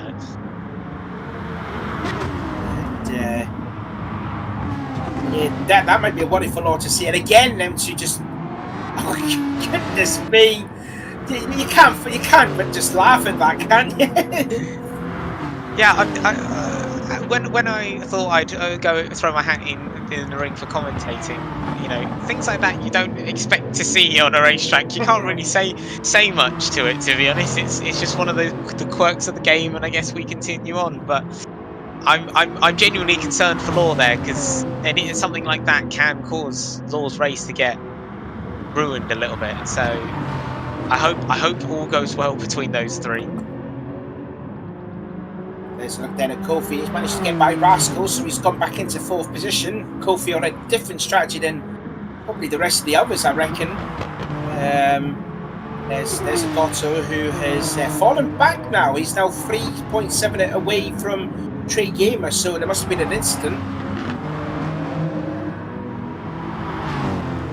Yeah, maybe Agotto made a move on Law, or maybe he just ran wide. I'm unsure about that one, but he'll recover it. His pace is really, really good, so he should get the position back eventually. When the next pit stops roll about, I think he'll be in a good position, because interestingly, Agotto is very good at saving fuel in that Porsche. The Porsche is not known for its fuel saving properties, but he seems to do a very, very good job in it. So credit to him that he can do that. I don't know how he's managed it, to be honest. Yeah, there's been a list of great drivers that have driven the Porsche this championship that can save fuel, like Alex did in seasons 1 and 2. They had G. Fanks Obama, and there was a certain Savvy that just absolutely shocked him. in the Porsche back in season 1. So yeah. Now, what would you do if you're Inman? It looks like he's content to sit in second place. Do you think he's saving fuel? I think he's saving fuel here purely because Stephen in that Supra will have an extra help because of the shift point of that car. The Supra is very, very good on its fuel, so I think Inman is thinking, you know, I'll save some fuel behind Nuggy, jump him in the pit stop, jump Stephen as well, and obviously then try and start pulling away from each other. Just a traditional Lemmy move right there, folks. I tell you what, he's very close down to Alex. Alex is this has not been a good lap here from Alex at all. And now he's going to the outside of turn 7. Got the inside and then the outside again for turn 8. Aye, that was close. Nuggy giving the racing driver equivalent of "you're not coming through there, sunshine," as in making a move. Let's go towards the outside at Mutzig at this is turn 10 now, turn 11. Really late on the brakes. Look at the Aston just squirm under the brakes and they're hugging that inside line at Mutzig. The Aston can turn on a dime, can't it? It's much different from the last time I drove it, but Nuggy's really chucking that car about. I'm concerned that he might accidentally hit the grass a little bit too much and he might spin out from the lead, but he's got it under control for now. I mean, it's good. It's definitely great to see that Alex is getting a challenge now, because we've seen him. He just drove off into the distance in Sedegna. He drove off into the distance at Laguna Seca, albeit with a bit of argy-bargy with Inman, and he came out after the second pit stop. So this is a bit of unknown territory, if you will, I think, for Alex so far this season. More importantly, Trey has also just got past Law, so Rascal's just come in, from P8. Now I'm wondering if he's going for the soft tyres here or if he's going to stick on the mediums. Yeah, I mean, they'll be fine. No, he's going the softs. He's put 43% in. That'll be enough. That'll be enough to make it to the end. That'll be all right. That's more than enough fuel to get. I think you might have overfueled a little bit, but yeah, that'll be more than enough to reach the end of the race. So Rascal's first one on softs. We'll see what he does. I reckon that I'd imagine Keanu's on the softs, considering he's still got the fastest lap. I'm reckoning that the top 3 will probably be pitting either this lap or the next lap. There's a look at Keanu. Yeah, Keanu's just oh, here we go. Inman's in the lead. He's got back by Alex at La Ville. Alex is going to continue fighting it though. He wants that lead back. Oh, is he going to give Inman the position? Yes, indeed he does. And again, Stephen is back in this battle. It looks like the battle's going to be coming into the pit lane. Now, who's going to be the first to pit? Oh, all 3 of them going to pit. As Inman gets turn 12 a little bit too wrong, but not that much of a deal. Although Alex is having a look on the inside. Going down towards the Mohouse chicane. Oh, this is going to be brave. This could... No, he's not. He's backed out again. He doesn't want to make the move through that chicane. It's such a risky move to pull off. Will either one of them go for the undercut? No, Stephen's going for it. That could be a smart strategy. Stephen's gone for the undercut. That is a smart strategy. It's game on now. These two need to get this in lap as quickly as possible because Stephen is going straight on those softs, and he will be. Note Stephen's fuel as well. He's on 24%, so we need to make sure if these two come in with less than that, Stephen will have the lead of this race. Kofi's ahead of him though. Yeah, but Kofi, I believe, has to pit again. He's on for the 3-stop. Yes, he's doing his 3-stopper, of course, yes. So Stephen, so hopefully he'll pit soon because these two are still battling. This is costing them so much time. Now Alex has gone to the inside now of Inman. Oh, I think he put a couple of left tyres on the grass in turn 4. But they've got to do qualifying laps and they're not doing it because they're constantly battling. So when they two come into the pits, I think Stephen's going to come out in the lead. And I think that was going to hand Stephen the lead. Yeah, this will. That was absolute proper smart thinking there from Stephen.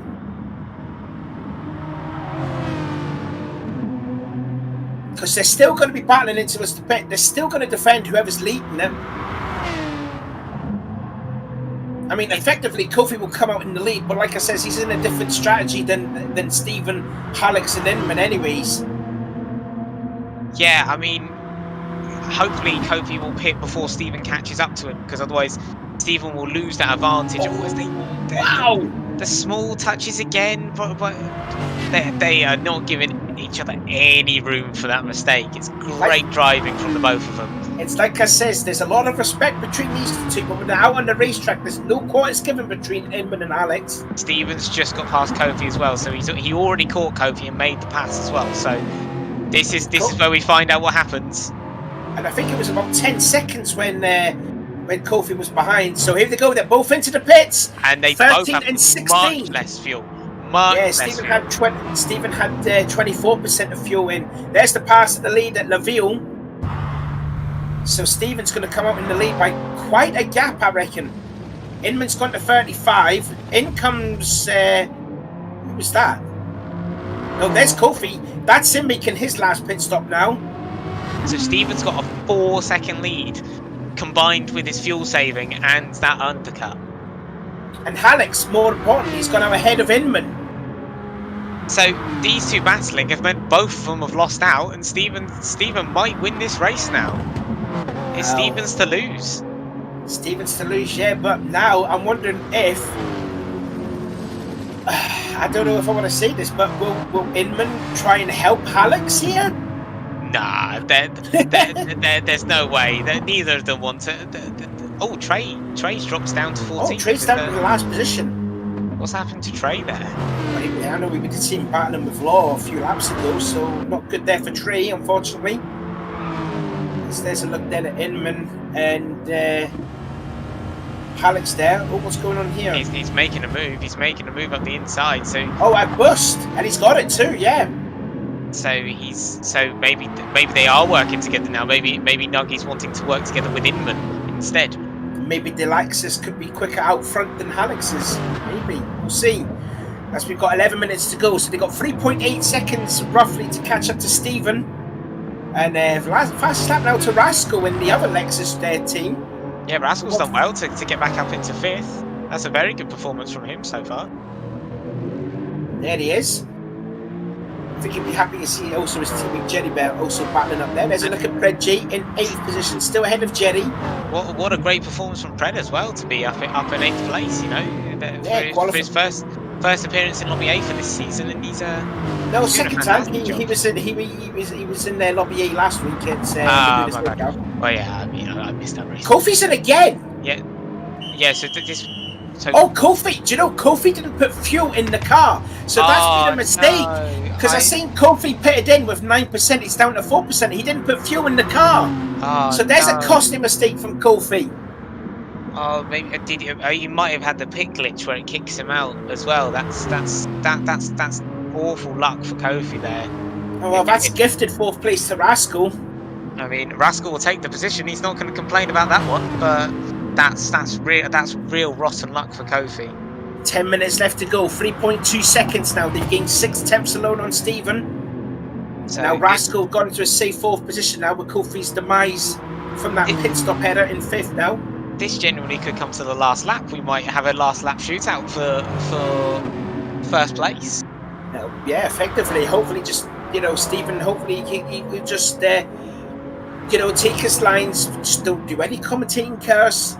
Just see how it unfolds here for Stephen. But right now, it's looking good so far for Stephen. Yeah, he just has to keep hitting his markers, turning in at the right point. Putting in those laps, obviously safe laps, but quick laps, because he doesn't want to throw it away himself. But they are catching him very quickly. Yeah, it's going down to nearly less than 3 seconds now. So 9 minutes to go. This could be squeaky bum time for Stephen if he wants to get his first ever win. Not had a podium to his name in the GR3 Championship. Best finish of a 4th 2 weeks ago at Laguna Seca is Stephen. And what a way to get his first podium if he's going to step on the top step. I mean, Stephen's definitely earned it. You can tell that Inman's flying. He's just set the fastest lap at 150.366 as we look at Jenny Bear battling with Gianni, who had a nightmare opening lap, getting spun out in turn 12, and then also I think the next lap it's the Mohouse chicane. So he's recovered decently to be in 11th position. He's got Keanu just ahead of him.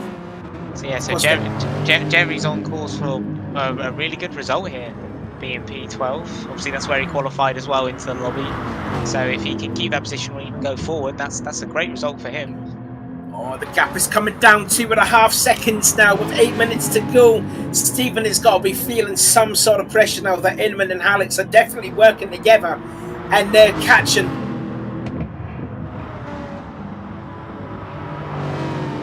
I mean, they've gained a second in almost 2 sectors. They're going to be on his tail. Stephen's feeling that. I can just sense it. He's definitely feeling it. They're going to be on his tail within 2 laps, I reckon. And then it's going to just be who can hold on to it. It's going to be he's run wide. Yeah, he's you could see he's trying. He's definitely trying, but yeah, that's another mistake. He's gained 4. He's lost 4 attempts there on board with Inman, running a little wide at turn 12. Now sweeping down towards the Millhouse. Oh, and you can see just that car ahead just getting bigger and bigger lap by lap as we go on now. 7.5 minutes to go, roughly about 4 laps to go in this race. So it's going to be a 3-lap shootout at the end between the top 3 positions. I can't call this one. I don't know who's going to get a good result. As Agotto's catching up to Pred. Jerry's still behind Keanu. In fact, Gianni's actually gone by Keanu, and Keanu's gone wide there, unfortunately. So Jerry will take that position and try and get back on Gianni's tail. Randy Moore in a respectful 6th position. We ain't talking a lot about him. Well, he's had a very quiet race. We haven't very seen quiet race, much, but a very good race. Yeah. But very good. Yeah, no, he's ahead of Law at the moment. It'd be interesting to see whether Law's catching him at all, but it's around 2.3 seconds. I think Randy's going to be very happy with that 6th place so far. Gap coming down nearly towards Leicester the second. It's going to be a 3-car battle for the lead, for the win, with nearly 6 minutes left to go in this race. Through turn 8 they go at La Ville. You can see them now, Inman protecting the inside line. They're not going to the middle of the racetrack because they can't afford to make a mistake. 1.2 the gap is now. He's stretched out just a teensy bit. So they've got to... The thing is that now that Nuggy knows that Stephen's there, he wants to get past Inman again to then get a chance into the lead. So this is where they might actually start losing time to him, and this helps him.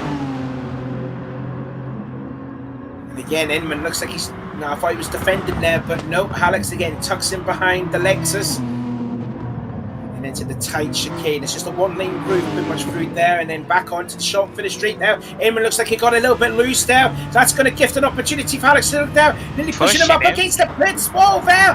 But Alex through the inside of Reese Bolt. They're going to be side by side off the exit of turn 1. Now, who's got the power? Is it the Lexus and the Aston? I think Stephen will look at his mirror saying, thank you for going side by side. I can just pull away just a little bit now.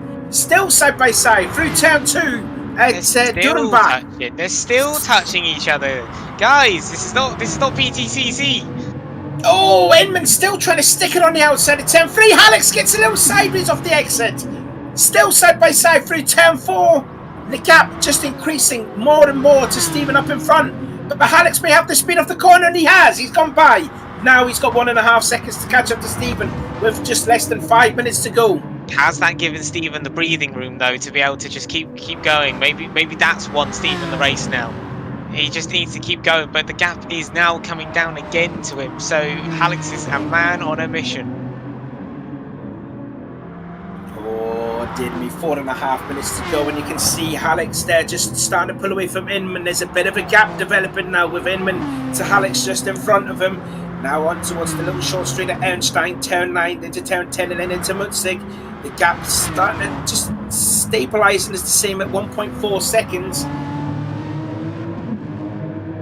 I would be, if I was Stephen, I'd be a nervous man right now. Just seeing how quick Alex is, you know, winner in race 2 at Sedegno, winning the race 3 in Laguna Seca. He's hunting for a hat-trick of victories. And the gap is now coming down as they've got roughly maybe 3 laps to go, I reckon. It's going to be very close, you know. It's going to be very, very close. I think we've got 2 laps left. I think this might be a case of the timeout. Stephen might make it just across the line, and then Nuggy might not make it. It's going to be very, very close across that line. I think I know for sure that Rascal's not going to make it. He'll be on his. There'll be like 2 laps to go, I reckon, for Rascal. He's too far back from this battle for the lead here. As Alex is really caught up now to Stephen. Oh, Stephen! Oh, the tyres gave enough here, and this is just gifted Alex the inside in turn 4. Still going to be side by side. Can Stephen hold it? He's got the inside that burst. And again, Stephen protects it, but you know, he is under a lot of pressure. I think those rear tyres have cried enough, I reckon. And Alex is through. I think that's the win right there, guys. I think that is the win. I mean, what a pass from Nuggy to make it through there, you know. I think he's just kept his tyres much better than the other 2, and that's just given him the advantage at the end of the stint. I mean, great. Yeah, I mean, look at that. Look at that difference. That's incredible from Nuggy to keep those tyres alive. I mean, hopefully Stephen will not give us up about a fight. 2 minutes and 20 seconds to go. He is still there. Inman sort of dropping back a little bit.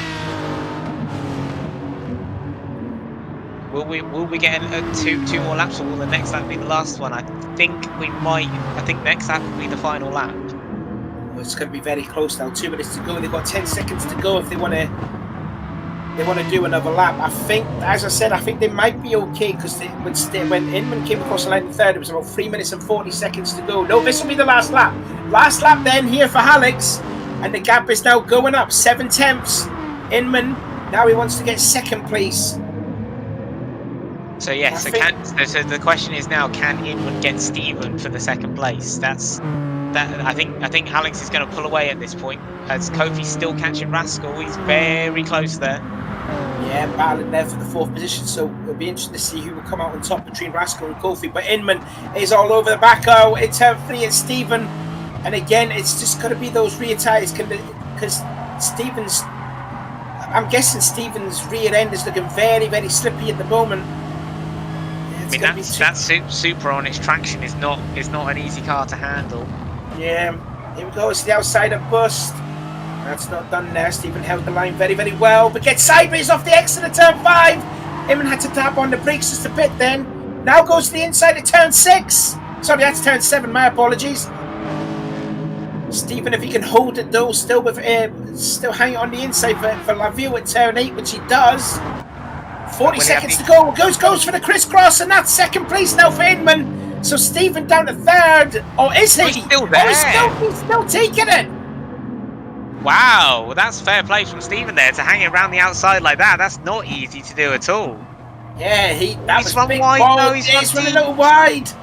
That's gonna Inman's got the inside for this tricky. Outside for turn 12, and again tucks him behind. And in the Morehouse chicane, I don't really think that's an overtaken opportunity. He's going to have to go for it, though. That's his only opportunity. If he wants to get second place, 6 seconds to go. Alex is off. Here he goes. Who's going to be there on the brakes? Is it the Lexus? Or was it the Toyota? He's through. Inman's got second place. On the final corner. He's lost it. He's lost it. Oh, he's out of fuel. He's out of fuel. Oh, Inman, no. Stephen gets that second place. Inman, you've done so well, buddy. Can Kofi get Rascal on the line? No, I don't think he can. Rascal's going to hold on for his best finish of the season now. 4th position for Rascal. Only just if there was another lap, he would have for sure. Kofi in 5th. We wait for Law. Randy Moore's had a moment. Yeah, Law has managed to get by Randy Moore. I believe that might be for the last lap. So Law has just gained a spot and got that 6th position. Randy Moore will get 7th place, and the Godzo must get by Predje late on to get an 8th place. There's Pred finishing 9th. Great finish. Johnny finishes in 11th. 10th. Sorry, Jennifer 11th. Yeah, great. I was going to say great race for Pred there. You know, again, 9th place in Lobby A is no easy feat. And look at that, Keanu gets ahead of Gr.3, so that's 12th for Keanu. Gr.3 get 13th, and then we wait for Trade Gamer to come across the line in 14th place, just making his way down now towards the Morehouse chicane. Here he comes. Yeah, we did see him have that great battle with Law, but I don't know if there was something happened between Law and Train. But there he goes across the line in 14th position, coasting his way, and there you are. Looks like he's out of fuel too. I think he may have run out of fuel himself. So yeah, wow. There you go. What a final lap. That was such a final lap there. So congratulations there to Alex. That's 3 wins on the bounce and solidifying his spot as championship leader as we start the second half of the season. Start the second half of season 5. But that was a thoroughly entertaining race all round there, Shelley. I'm out of breath. Yeah. I mean, wow. That's just incredible. I mean, Alsace threw up a fantastic one there. It did, yeah. That was crazy. I didn't expect them to be able to drive side by side so often through the first sector. That was incredible by all of them. I mean, Inman unlucky right at the end there, as we exclaimed quite loudly. Yeah. I mean, you know, amazing. Just Yeah. what a fantastic race. First time on the calendar. I think it's made a mark, hasn't it? Yeah, definitely. I think we should definitely come back here again in a later season. But I think we're going to drag in the race winner. Yeah, we'll get some driver interviews. So here we go then. We're going to bring in our race winner there. Alex, can you hear us? Hello. There he is there. Congratulations there. 3rd win in a row, but you had to work for that win. Yeah. I honestly, Savi, I did not think I was going to win this round because the Aston was just so off pace, especially in quali. But yeah, I'm really happy that I managed to just somehow just stay ahead and pull off the moves. Yeah, that was some battle there you had there with Inman, and was it come towards the last stint there? Was your plan was to stay behind Inman to try and catch up with Stephen? Yeah, definitely. Because I didn't think I could have the consistency when I was running ahead of Inman, so I just tried to stay behind, just save a little bit of tires and fuel if we were making it onto the lap 27, and then with 5 minutes to go, I just thought, I just had to get past to get to Steven, or it would be too late. I mean, you say a little bit of tires, but we had a look at the comparison. It was like you had fresh rubber on. It's like you almost had someone change your tires midway through the lap. Like, it was incredible how well you kept those. Is that just the Aston now, or is that have you done something there where you feel like you've managed to extend the life yourself? Yeah, I just tried to be really careful, just have the steering input as smoothly as possible. And then, yeah, I just had the more fresh rubber than them at the end, and yeah, really happy that I pulled it off. So that was really good.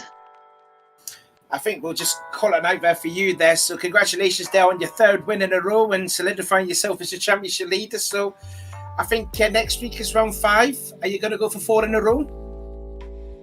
Maybe. We'll see. Thanks, guys. Thank you. See ya. See ya. I'd love to get a contact with Stephen, but he's not in the chat. So we'll get Inman in here. Get Inman in here, yep. There he is there. Inman, can you hear us? Hello. Hello there. What happened at the end there? Did you run out of fuel? Yeah, just a little bit short. But I mean, you and Alex definitely put on a great show there to catch up with Stephen there. What was it like there from your perspective? I mean, when I couldn't quite believe that Stephen had made like 5 seconds on an undercut. Like, that baffled me to start with, and then I guess I was like putting my hazards on, flashing into Alex, putting the hazards on. Just, work with me.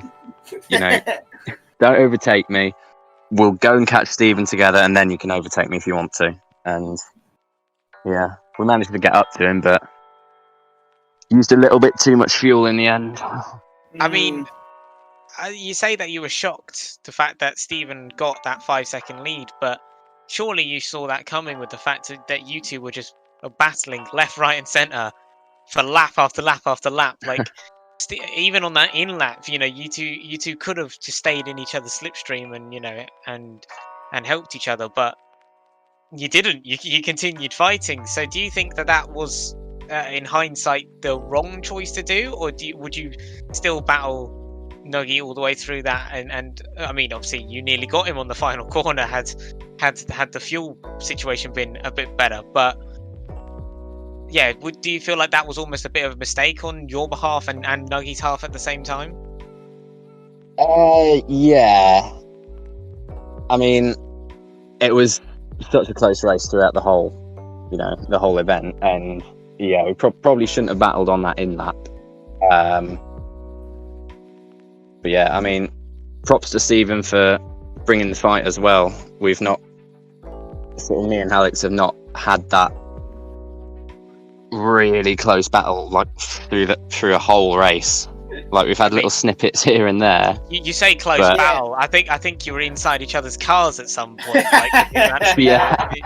He was almost in your passenger seat with the way that you were going around those corners. So Yeah. close battle is one way of putting it. Yeah, definitely. Oh, I mean, I'm knackered. I don't know about you, but I'm knackered even commentating it. Oh yeah, that was some battle there. And it was just heartbreaking there, because I thought it was that past the Bullhouse chicane. I thought you were going to make that stick because you were late on the brakes, and then we just saw you ran out of fuel. That must have been heartbreaking then. Yeah, I mean, I looked at my fuel going down the hill, and I just saw 0%, and I was just like, I've messed this one up, haven't I? I'm pretty sure it'd be a bit more expletive than just "I've messed this one up." But well, yeah, few F words. I'm being PG, so. Yeah. Keep it nice for the stream. As soon as you leave this chat, it'll be But you know, it's credit to both you and Stephen as well. Like, what a great race! Can't really say much more to it. Yeah. Anyway, we'll let you go then, Edmund, and we'll see you again next week at Tokyo. Yeah, will do. Cheers, guys. Thank you. Right, let's see if we can get Rascal, because he got his best finish in his career of a 4th place finish, only just holding off Kofi. There he is. Rascal, how are you? Hey, I'm pretty good. 4th place then. Best result of the season so far. I'm taking that new steering wheels must be working for you. Yeah, I think it was more the Lexus being quite a good car on this track. But yeah, I'll take it. 4th place. You were kind of lucky with the fact that I think Kofi made a mistake on his pit stop. So Kofi, he forgot to refuel. Well, he didn't forget. He didn't refuel at his last pit stop. So I noticed he came out on softs, and then he had to go back in to put fuel in the car. So I thought I was going to be 5th, or I thought he was going to come out with me and then sort of breeze past on fresh softs, but he had that like pit glitch or whatever, and I don't know. I guess I was just there to pick up the pieces. You'll take it, won't you? But it's a bit gutting for Kofi as well. Yeah, it's awful. I was going to say, you're getting better and better as the season got on. 12th at Nürburgring, 10th at Sedegna, 6th at Laguna Seca, and now 4th at Alsace. So come Tokyo, do you think the Lexus will be good round here? No. Will you improve I think Tokyo might be a difficult one for the Lexus. Is that? It's not the most powerful car, but we'll see. Yeah, I mean, I only got this wheel 2 days ago, so I'm still getting used to it. It's proving to be a bit of a good luck charm, though, because just to further Savvy's point, I was saying at the start of the race, I don't know whether you were catching it or just preparing, but the start of your season was a bit unfortunate with the incidents you were involved in, and obviously at Laguna you had a bit of lag issues as well, which obviously sucks. That's part of online racing. This race was obviously much cleaner for you. You weren't involved in much really. Didn't really see much of you apart from battling, I think, with Law a little bit and a bit of Trey as well. Like, is this something that are we seeing what your potential actually is now if you don't get involved in incidents, or do you think, as you say, it's just a one-off fluke with the Lexus being good around here as such? Well, I actually, it's funny that you mentioned that because I actually changed my strategy because of the battling with Law and Trey. I was getting held up like crazy, so decided to pit early, which proved to be the right call, I think, because by the time they pitted, which is when I was originally planning to pit, they were only 3 seconds ahead of me because they were still battling. So I don't know I don't know what my potential is.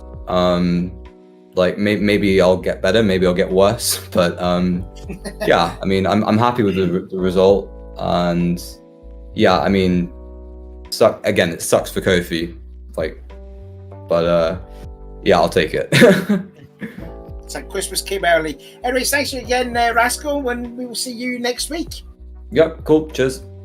Right, we have Stephen. We have Stephen. We've got to have one more in. Unfortunately, Law was also in the chat, but we've got to have a word with Stephen. There he is. Lads of my team did well, Pred. Oh, I think Stephen, are you there? there? He's having a chat with someone. It sounds like. Yeah, definitely. Hopefully, it wasn't the missus. How you doing, lads? There we are. Yeah, I can hear you. Well, what a battle there you had doing, with Undone. Well, we've just lost for words after that battle with you and Inman and Alex. What was it like from your perspective? I had a front row seat for it pretty much. Like, I just sat back watching the battle, just trying to hang on. Like, even with them battling, I was still trying to hang on. I just tried to save as much fuel as possible. And then, even on the second stint, they were battling away again. So I just said, right, I'm going to have to pit in earlier and try to get a jump on them. I got the jump. I noticed your fuel saving on that little second stint was much better than the other guys. So I mean, I'm impressed. You get my fuel saving award for the race if I had one of those. Yeah, like it's fuel saving's a little bit easier when two fellas are fighting in front of you. Do you know that way you can kind of lift a little bit at the straights because you know they're going to be side by side and not going to be as quick as they normally are. You know the way. So I just tried to hold on, as I said, fuel save as much, and it gave me 4 seconds, I think, when I came out of the pits. But 4 seconds wasn't enough. Yeah, I was going to say, what happened in that last stint? Because that gap just deteriorated so much. Yeah, I had a bad stint. If you looked at me doing lap by lap, I ran wide in a few corners. I just didn't. Struggling a little bit. Yeah, turn 11 was a bit of an issue. I actually felt a little bit worse on the softs than I did in the mediums, which is weird because I felt really good on the mediums during the week. I actually felt like even the mediums were quite good, but I actually felt when the softs went off, I was just as quick as a fresh medium tire nearly, but that didn't happen today. I just wasn't hitting me braking points properly, obviously. Do you reckon, and I don't mean this in a bit of a harsh way or anything like that, do you think the pressure got to you a little bit of having that? 100%. Yeah, look, I looked behind and wanted to keep the boys at a gap that I tried, but yeah, I probably pushed a little bit too hard in my braking points, not being smooth, and yeah, it just cost me more time than you know what I mean, than actually holding the gap. And they probably would have got past me quicker if they weren't battling, you know the way, at the very start of it. I'm sure when you saw them going side by side, you were excited at that point. That's it, yeah. Just a little bit wider now. And then when Alex, when he came past me, Alex just had far better tires, because when he came past me on that fast 4-gear banked right, he just drove past me. He just had way better tires. If you look at the stream, you'll understand how much of an advantage Noggy had on you. When he played that past, it's quite impressive and quite ominous how good that kid kept his tires. I could have done. I have done stints of 7 and 8 laps on softs and had tires far better than that. Far better. As I say, I just had a bad stint. I kept scrubbing corners and missing braking points, and you know yourself, once that starts happening, you're going to eat the tires. Yep. You're just going to eat them up. So yeah, Alex got past me, but I don't know how I kept the position from Inman. I don't know if he lose traction on the last lap. He was out of fuel. No way. I was just about to say, because he was side by side, and I thought Inman had the position, got you into the second part of the chicane, and then he just I was completely sideways when he was on the inside. Both of you were sideways, but then Inman just ran out of fuel, and then just ran out of fuel as he came out the final corner, and that was it. That's all she wrote. I have to say though, like every time I come close to them, it's a huge battle. It's the driving is unreal out of them. There's some boys. There's some boys. Yeah, they are. But anyway, congratulations. That's your first career podium. And Yeah, hopefully... it was a good race. I'm delighted with it now. In fairness, it's fairly good considering. If it was another lap there, I would have been in fourth probably. Oh, yeah, definitely. Yeah. Also, your best qualifying too, being in second. So, is this the sign of Stephen to be racing up with the likes of Inman and Alex now? Well, I put in a little bit of work this week on it now, and I think I'll give it a little bit of work this week and see if we can make what track is next. Tokyo Expressway. Ah, beautiful. We'll see what we can do there. That Supra is going to be mega on that straight. Yeah. Well, we'll see now. We'll put in. I like Tokyo. I do like it. So we'll see if we can disrupt the boys. And see, hopefully get you another podium, hopefully on the top step. But anyway, thank you very much for that. Thank you for that, Stephen. No worries at all, lads. Take care. See you next week. Bye. Take it easy. Bye bye. Well, we got our 4 drivers there, chillers, and that was some good racing. That's it, isn't it? I mean, great insight from all 4 of those, from the top 4 there. Obviously, Stephen had no idea about what Inman was doing on that last bit, but he got caught out by that, and I mean, just unbelievable. Yeah. I might see if I can during the week get some interviews from the other drivers, get their side of the story. Maybe we can play that. Maybe you should put that in to fill the time with the qualifying and then the race. Because that was hard trying to fill that in. I'm not gonna lie. It definitely was. But anyway, we're going to end the stream here, folks. Thank you to everyone that's watching. Give this race a thumbs up. And also give us a like. We're getting close to, I believe, 400 subscribers. So I think that's probably our main target to nearly get to 400. Give this race a thumbs up, as I said. And I think we'll probably end the stream there. So that's been round 4 at Alsace. The second half will begin next week at Tokyo Expressway. And then this is when the nitty gritty of when the championship is going to unfold, especially now in the second half of the season. But we'll have to wait for next week for that to happen. So until then, I've been Savvy. I've been Chilly. And we will see you at Tokyo Expressway for round 5. See you all. Bye.